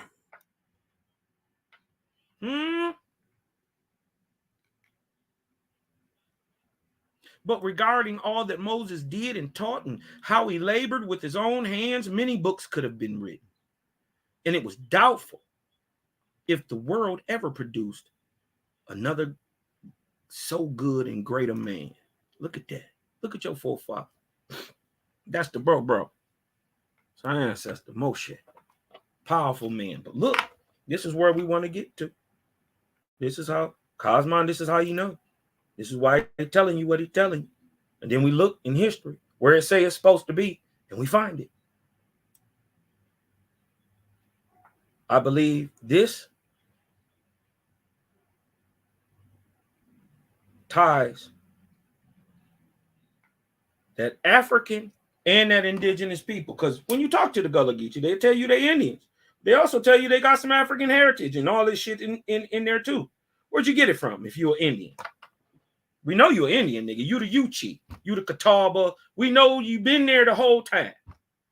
First of all, the word ain't even Gullah. That's just the anglicized word today. That even they say. The word is Gwale, which became Gullah.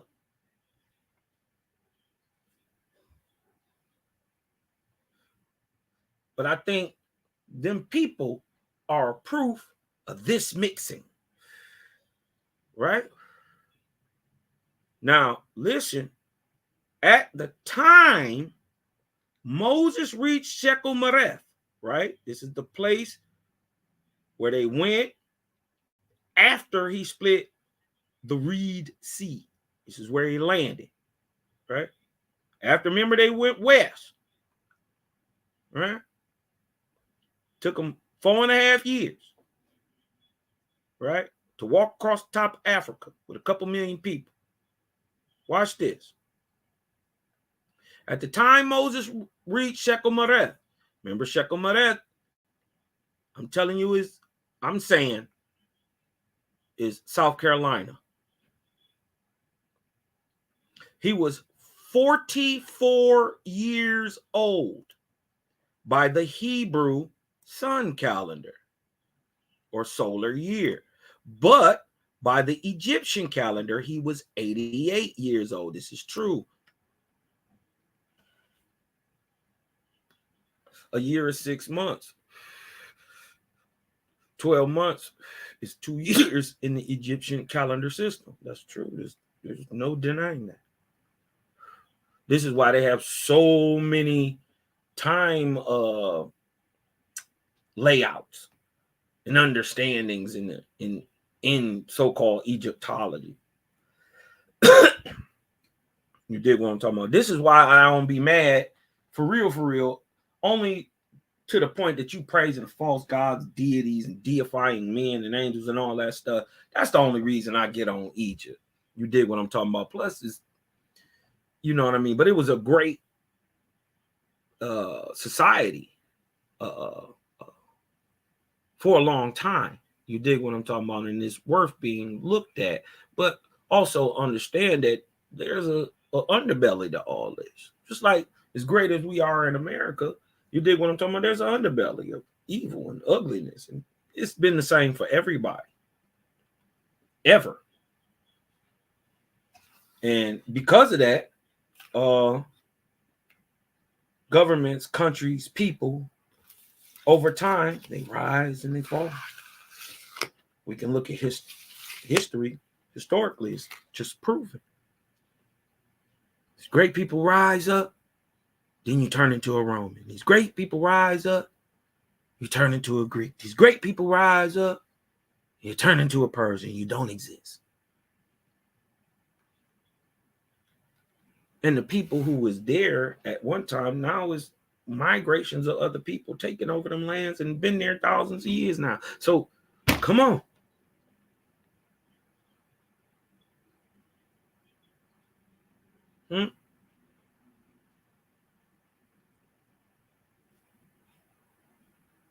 As for Pharaoh, right?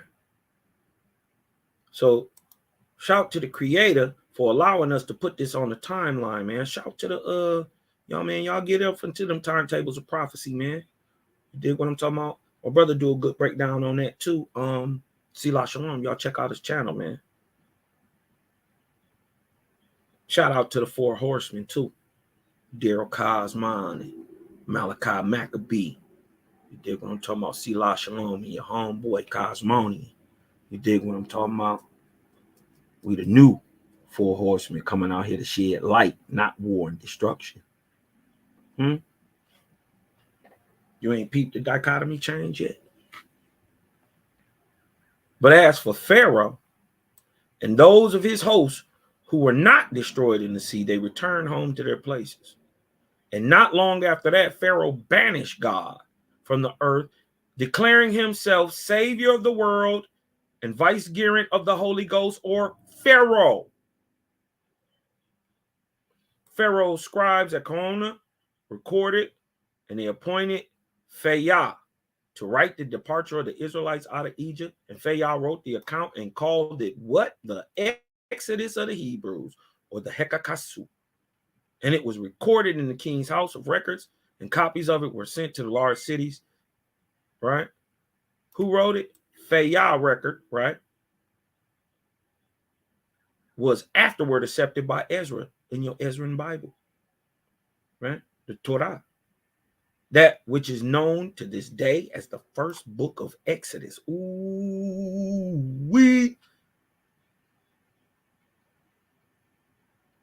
Ooh-wee.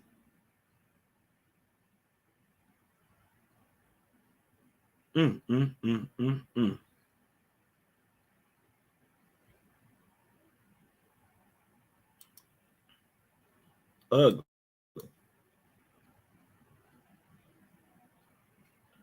Ugly. You dig what I'm talking about? So we know who we talking about.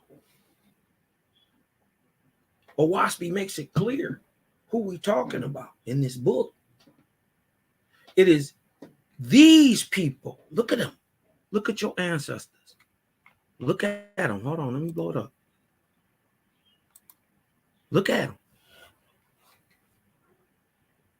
It's these niggas who are the Ashars today, the ancient Angui, the ancient Egoquim.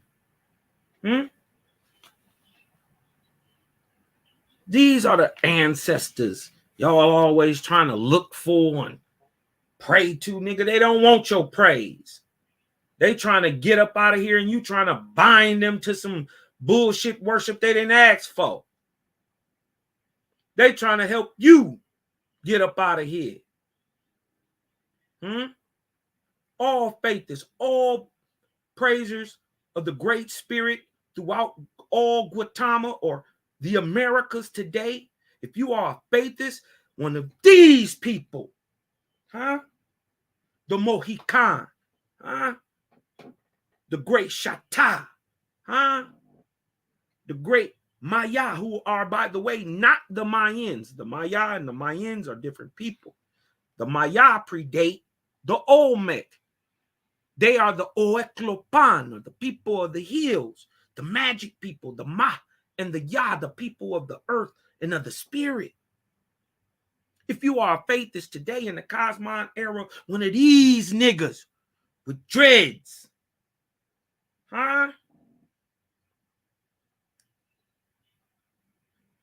they think this is crazy right here. This is a whole spiritual significance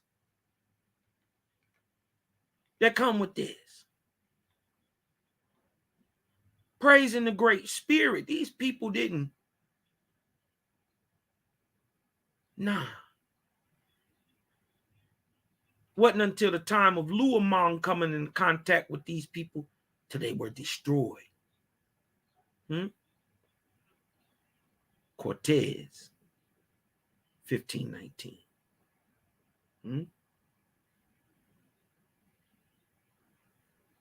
Every faithist today in America, in Guatemala, who believes in the Creator has this guy right here, him.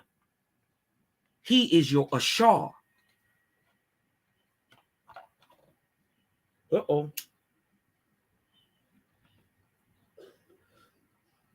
yeah. Who helping redeem the false Osir today? Who helping to redeem the false Christ, aka Luamang today, the great Egoquim? Look at him. Look at him. The great Egoquim.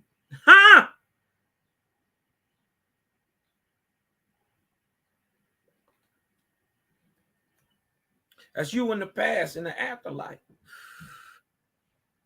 It's going to be you and the president. You're going to meet your ancestors, man. This is who watching over you today.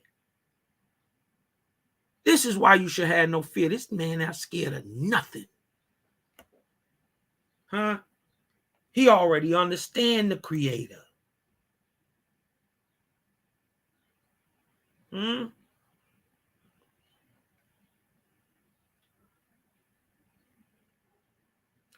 This is the promise of the 49ers. The black man, so-called the Aboriginal, the Angui, the Negro of the Americas, the Aboriginal. I think that word is perfect. Because what they don't understand is they still a mix. Ain't no pure nothing no more. The whole point in the Cosmon era created what he tell God to do? What was this Orino thing? I'm gonna create a new race. We're gonna get the best of the best niggas, the best of the best engines, right? We're gonna get the best of the engines. We're gonna mix them with the best of the best Europeans and the sons of Moshe. It's gonna find the sons of Capelia, and they're gonna find the sons of Chinese, And guess what happens when you mix everything together? Guess what it turned to? A nigga. We don't need nobody to do nothing. We produce every phenotype in the world. We produce the epicanthic fold. We don't need Chinese niggas to do that. What you don't understand is we was mixed from day one. That's why they call it Guatemala, the land of the 4 tribes. And where we landed at was in Guatemala. Hey, man, telling you, we're just on another level with it. Look at these people.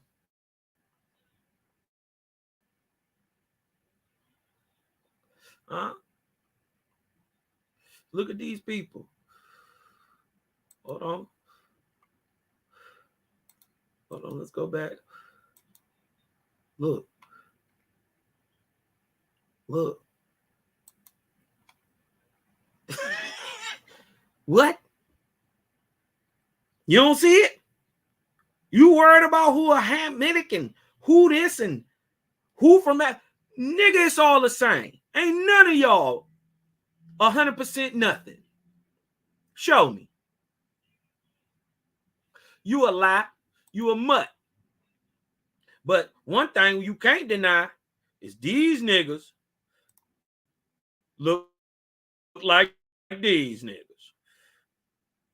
That's in the Americas right here. All of it. Everybody. These niggas from America look just like these niggas from America. Let it sink in. It's way simpler than science tell us it is. The creator way is the simplest to understand. All you got to do is look at creation. You worried about if it's from man? Who gives a damn? Are you a son of the Most High? Huh? Are you paying attention to the dietary law? Huh? Are you showing love to the Creator's creation, which is life? That's the whole point. For its creation to experience love. And by being omnipresent and everywhere at all time, he experiences his experiences through his creation. Dope. You got to be that to do that. You got to be that to do that.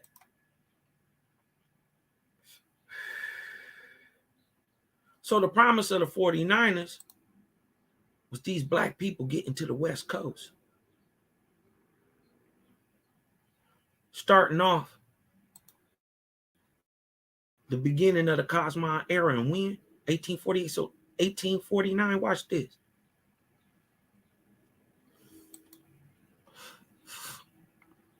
Watch this. Watch this.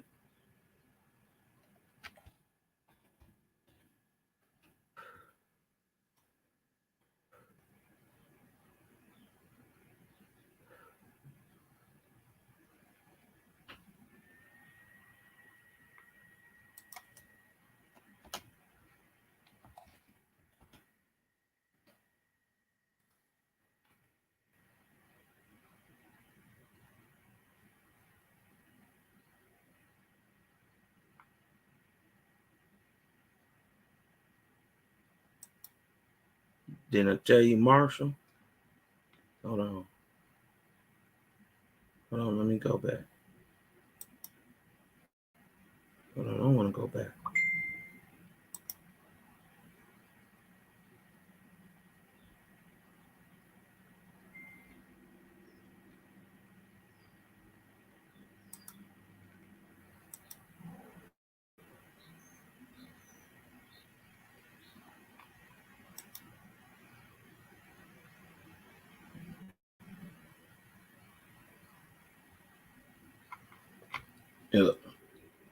Dig this.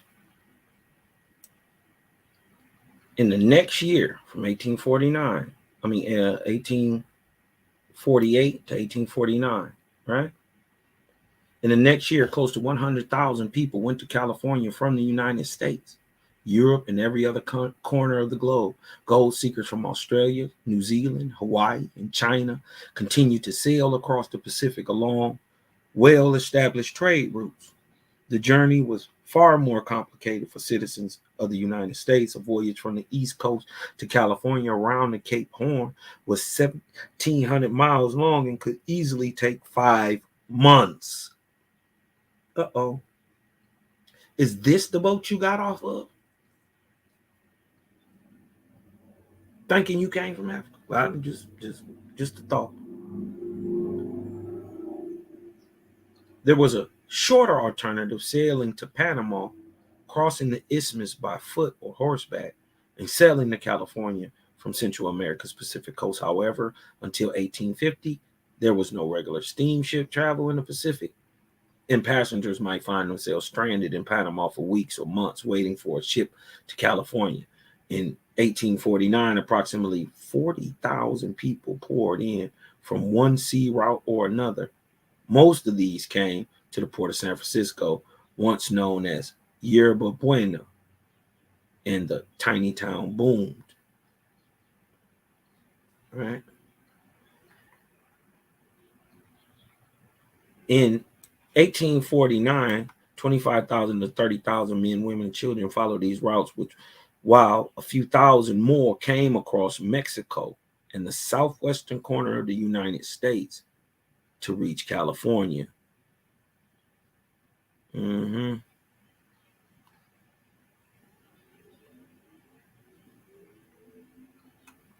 Both the sudden expansion of population and accompanying exploitations of new Californians by enterprising businessmen became hallmarks of California history. Both phenomena made it clear that order had to be imposed on this explosive, money-making new society as soon as possible.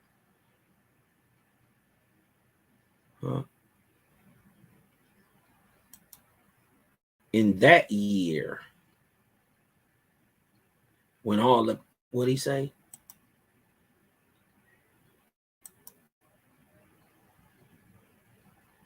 In that day, I would chase a great and go forth, my son, and build a wide foundation. I will find my earthly kingdom in this land, America.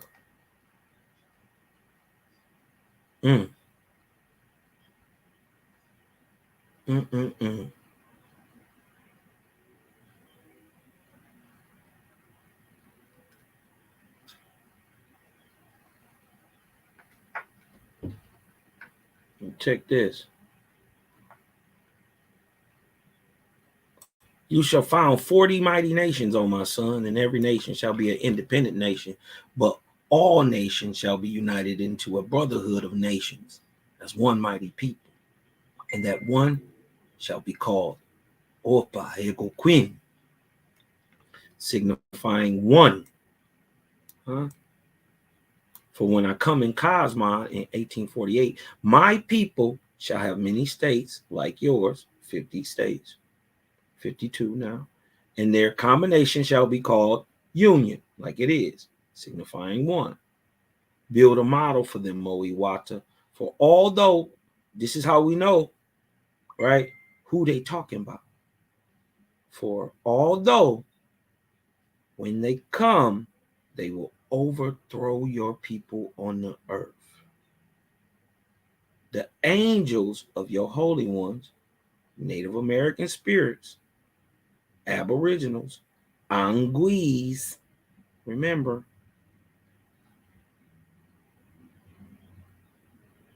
firm in adherence and obedience to the great spirit Jehovah, shall come and purge them of their Savior. Man, praise Jehovah, man. Praise Jehovah, man. I ain't no more worried. My chestnuts ain't roasting. If I make a finite mistake, I won't be burning infinitely. I know who God is. I know who Lord God is. I know who the Lord is. And most importantly, I know none of them are the creator. And even more importantly, I learned that the true Lord God, the true God, never asks for praise. So who is that nigga in your Bible, in your Bhagavad Gita, in your Egyptian text, who telling you prayer and reverence must come a certain way for you to get to a certain place, or else? See the threat? See how tricky they is? Huh?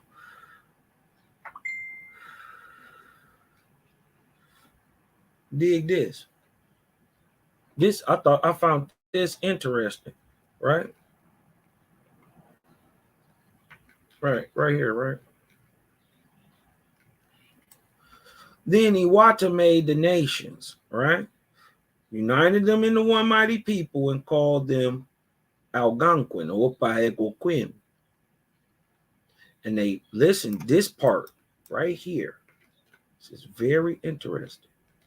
North America, South America, Mesoamerica, right?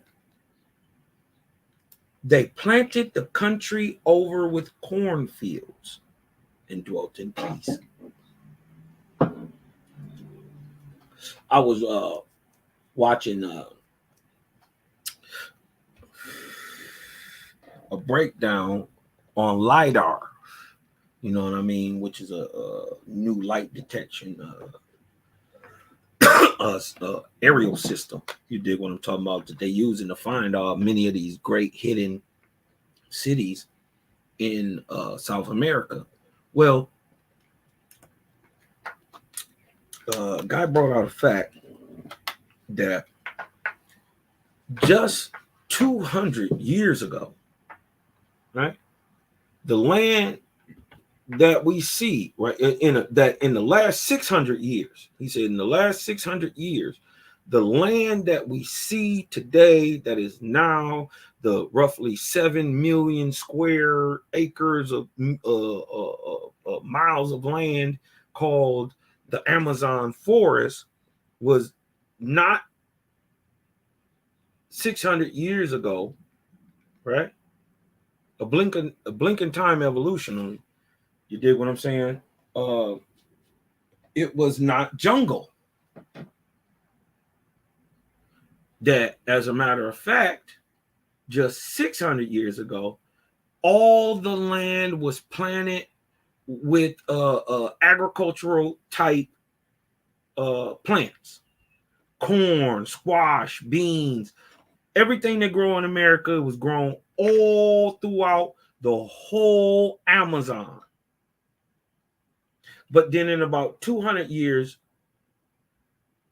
more, you dig what I'm talking about? They look at the land and it becomes like a grassland. You dig what I'm talking about? So this would be, if let's say it's what, 2023. So 400 years ago, we're talking about 1423. So by 1623, it's no longer plotted out, planned out, cropped, right? Type vegetation being found when they dig up under the land, right? 200 years later, by 1623, we find that the land is totally changed. You dig what I'm talking about? Or 1823. The land is totally changed. It's more grasslandy and plain type. But now we look 200 years later in today's time, right? And it's a jungle. So I thought this was very interesting that at circa 3953 BC, right? Circa this time, we find the whole Amazon and much of what we call Middle America, and I'm talking about North America or the Midwest region of America, totally planted over with corn and all of cornfields and other home crops like indigo and squash and beans and rice and everything else that we grow up here. You did what I'm talking about? We grow pretty much everything.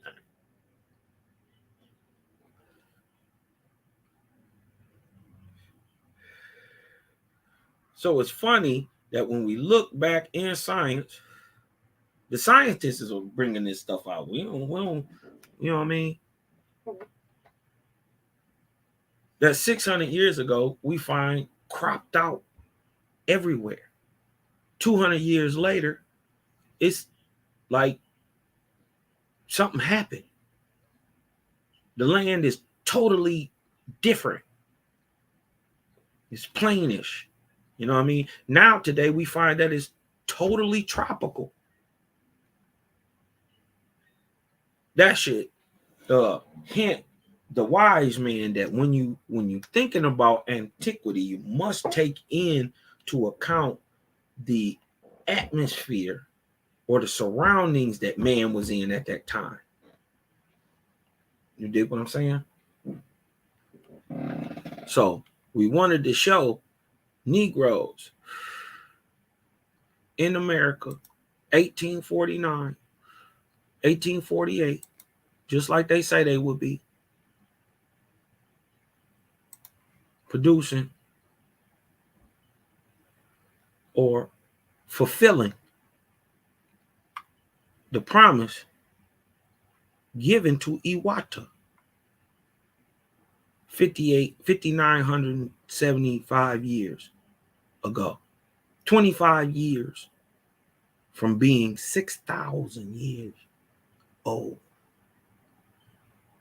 Funny that on the 6,000 year mark, the 2 arc cycle mark, right? It's 2048. Let that sink in for all the faiths. Exactly the year that the prophecy is given, right? To be 6,000 years old, we find ourselves at the end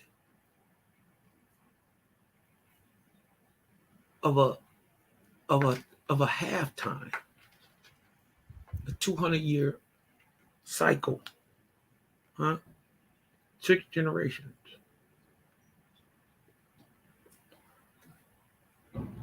Huh?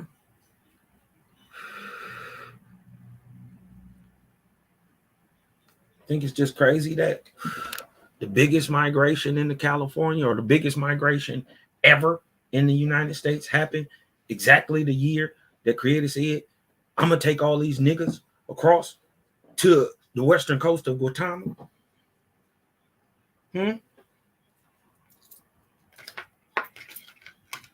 How many people came in that they don't know about? How many Indians was already there? How many of these Anguilles, your ancestors, was already there? They live. I believe Sela is about to go live with the dragon Lotus sister. She dope. I got it. You know what I mean? She has said something to the effect that Sela don't know he a L. No, sister, we know. You dig what I'm talking about? We know. But what our sister don't know is she a faithless. And she might as well come on to Creator too. But it's gonna be dope. I hear that she's versed in the cuneiform. Ooh, you know, that's the language that Auburn spoke, huh? That's the language of triple meaning, the Ahamic. Not Sumerian.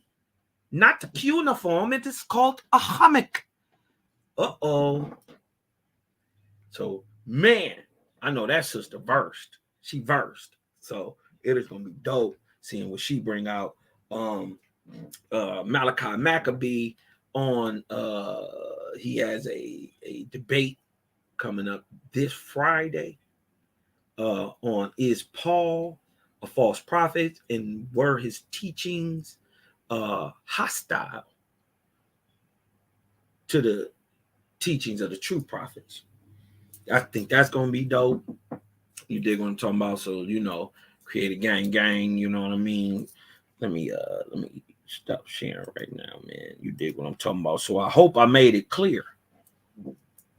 You dig what I'm talking about without the shadow of a doubt that the promise of the 49ers was given to Iwata.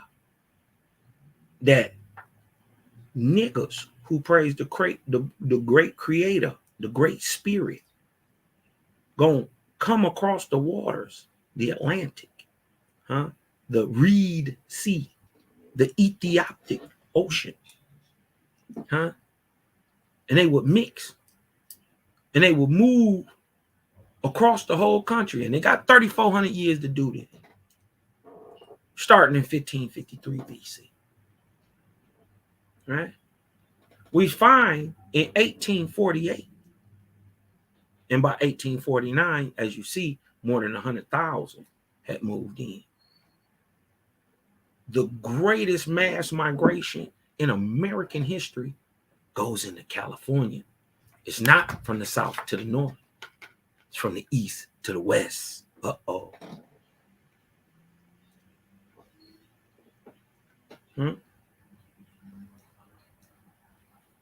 What's better than prophecy? Revelation.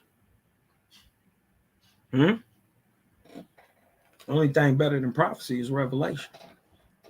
The way you can see it. The sister Tikva says this destroys the Atlantic slave trade. I would disagree, sis. Why?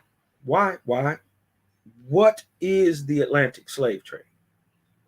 It is the movement of indigenous peoples from 3 major land masses back into America. But they told us that it went from Europe to Africa to America, but it was actually in reverse. The people in 1493, remember Columbus sailed the ocean blue in 1492, but y'all don't never remember or never take into effect or never read that by 1502 he had took 4 trips back. In his first trip back in 1493, right, he stole Carib Indians called Taínos, kidnapped them, literally, and took them to Europe. From Europe, they were sold into Spain and Portugal, Italy, restocked, and then they went to the coast of Africa and traded with Africans who was enslaving other Africans. Many of them were brought into the Caribbean.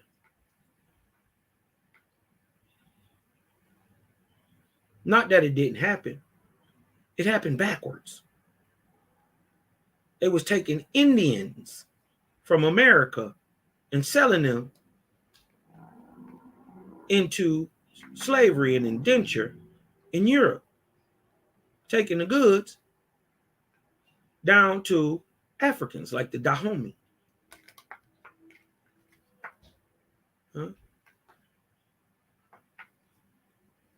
Taking these people, which we see through the Jacobites, right?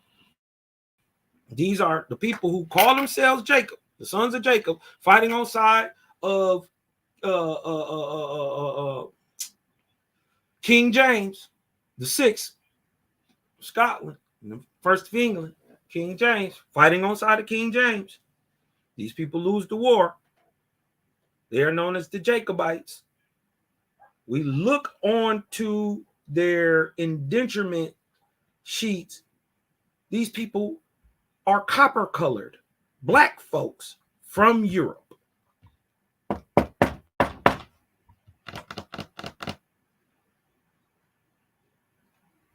I can't make it up. I can't make it up. Look at the Jacobite slave rolls. You can pull them up. I'm not saying it didn't happen. I'm saying it didn't happen on the level that everybody is saying it did. And most of the people before came here before post-colonial times or slavery. Before the Atlantic slave trade started, many of our folks, who they calling dark-skinned Indians, right? Or these wise-speaking people from across the water, had been here 3,000 years already. What are you talking about? These niggas fully Indian by the time 1848 AD come around. And it didn't matter because it was about good people dealing with good people, doing the best that they know how to do in the name of the Great Spirit. Who gives a damn what color your skin was? It's totally backwards. Correct, Sister Ahuba? It's backwards. Not that it didn't happen, but it didn't happen nowhere on the level they're trying to tell you. That's an impossibility.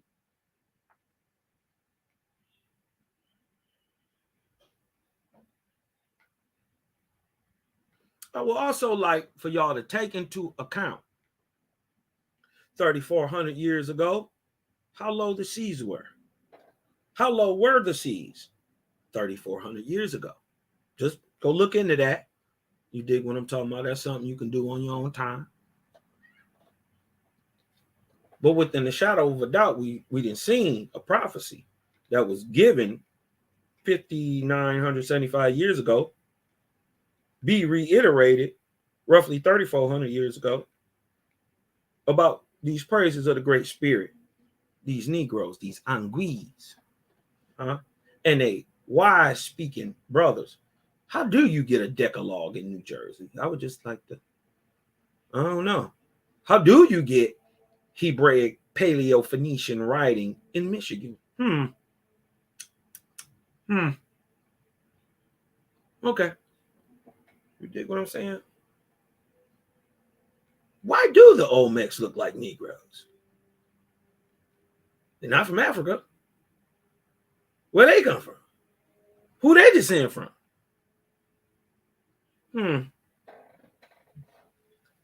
This is the promise of the 49ers. That the so-called Negro, the Anguille of America, is going to be revealed. You the man of this land.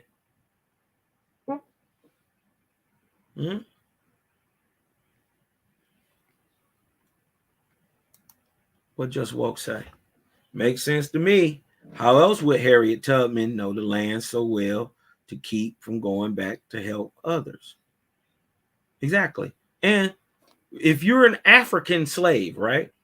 If you're an African slave, how are you speaking in the indigenous American Algonquin tongue? Who taught you that?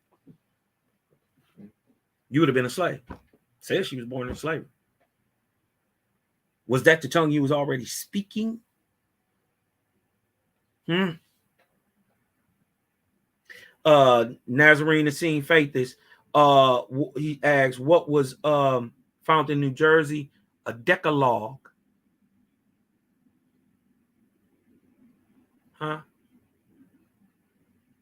A Decalogue, about 3,000 years old. Or yeah, from about 1,000 BC. A Decalogue, which is the 10 Commandments. 1,000 BC. I'm telling you, Moses died in 1509 here in America.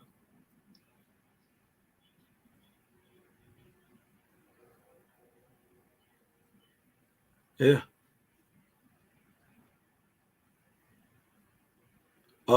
Check it out. I want to say it might be Patterson, but check it out. Might be Riverside. Well, I know. Just look up ancient Decalogue in New Jersey. It'll pop up. Yeah. She's going back to help people. Yeah. First of all, you'd have to know that there is an underground, and there's many people who are coming out with some realizations. You dig what I'm talking about? That the Underground Railroad was really a railroad. That had been there thousands of years and was just the part that was covered up after a great calamity. I don't know. You dig what I'm talking about? I've just asked this question. If you learned a little something today, man, hit your boy with a 1 in the chat. Hit your boy Cosmonian with a 1 in the chat. If you learned a little something today, gained a little insight on the promise of the 49ers, that today is being realized as the Negro of America is starting to believe and know out of nowhere that he is aboriginal to this continent.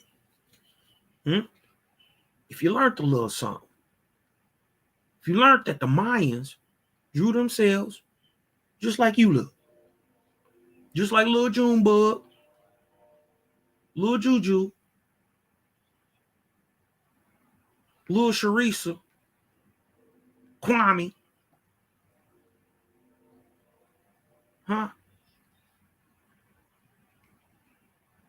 If you're learning to get past your colorism, right, which is really a hatred of self, hit me with that 1. If you're learning that, if you're learning to get past that, let your boy Cosmonian see that it's some spiritual growth being, you know what I mean, gained from this conversation. Hit me with the 1 in the chat. Shout out to all the Nazarenes, the Essenes. Shout out to all the faithers, the Israelites. You know what I mean? Peace to the Creator gang, man. You know?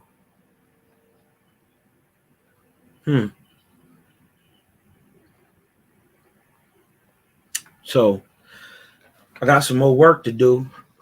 I'm going to try, if anybody know, now I'm going to see if I can holler at my homegirl, Adrian, if I can get in touch with her, because she speak Gullah.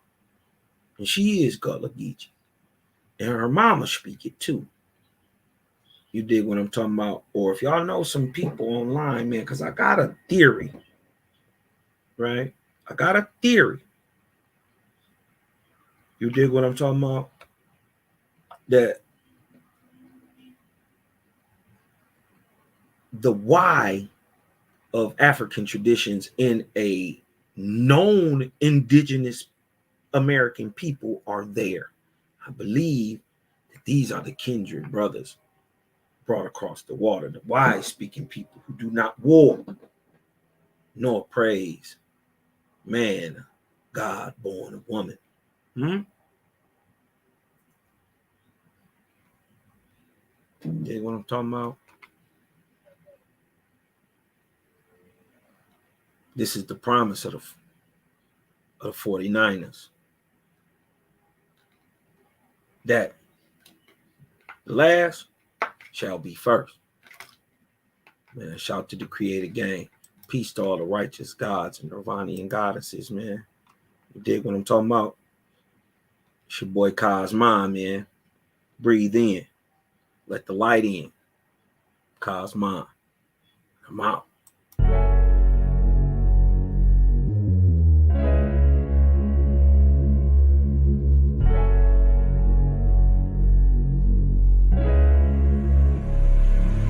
And oh yeah, put that Super 7 in the air. Tell me how you feeling when you're feeling up there. When you in the sky breathing rarefied air. When you're breathing rarefied air, oh yeah.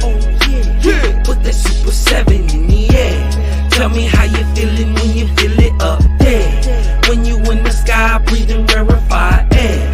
When you're breathing rarefied air, This that Jehovih, that Chow Mein, that Papabul, that Tao Mein, since sunset in the arc of Wayne. My brain moving like Tao Sang, so ass above, it's so below. That up and that down thing, this flow is atmospheric. I call that a ground game. See, water is knowledge, so if I'm teaching, you're learning. So how your God make a sun without vortexing and current? See the pattern is panic, I'm reaching out for my people. Oh, watch me flow through your speakers, you feel the force of the ethers. And when the force gets the equal, I'm taking off like an eagle. Police popped the pastor yesterday for pushing Puerto. My DNA is Moshe. Mix that thing with higher water. My spirit rate is OTN, it's just a higher order. Got more light than Kavita. Rap a lot just like Tila. Went from sinner to saint. Shout out my big homie Sela. Got more torque than a sports car. Got more work than a door star. And the 4 million I make, I'm giving the Dr. Umar. Oh yeah. Put that Super 7 in the air. Tell me how you feeling when you're feeling up there. When you in the sky breathing rarefied air. When you're breathing rarefied air, oh yeah. Put that Super 7 in the air. Tell me how you feeling when you feel it up there. When you in the sky breathing rarefied air. When you're breathing rarefied air, oh yeah. Super 7 in my rites and ceremonies. I'm married to Jehovah, holy matrimony. Confucius say, in the words of Caillou, before you hit the tomb, be a bridegroom. Only got one question for Miss Susan B. On how to last Ahuin is now a Angui. Blame my inspiration, I'm just thinking thoughts. But in the way of God's, we gon' keep it short. Why Jesus wanna kill me, Matthew 10:34. Just a couple questions that I'm needing to know. Oh, watch me flow, it's so potent. Set the vortex in motion. Super 7, I'm floating across the Aegean Ocean. Oh, you a Muslim now, so I guess you make it feel like. Well, I'm an Israelite, I'ma make him at the Shabbat. Got Moses on the bumper, super slap off in my spaceship photosphere. So I stay lit, peace and light to the faith that's oh yeah. Put that Super 7 in the air. Tell me how you feeling when you're feeling up there. When you in the sky breathing rarefied air. When you're breathing rarefied air, oh yeah. Put that Super 7 in the air.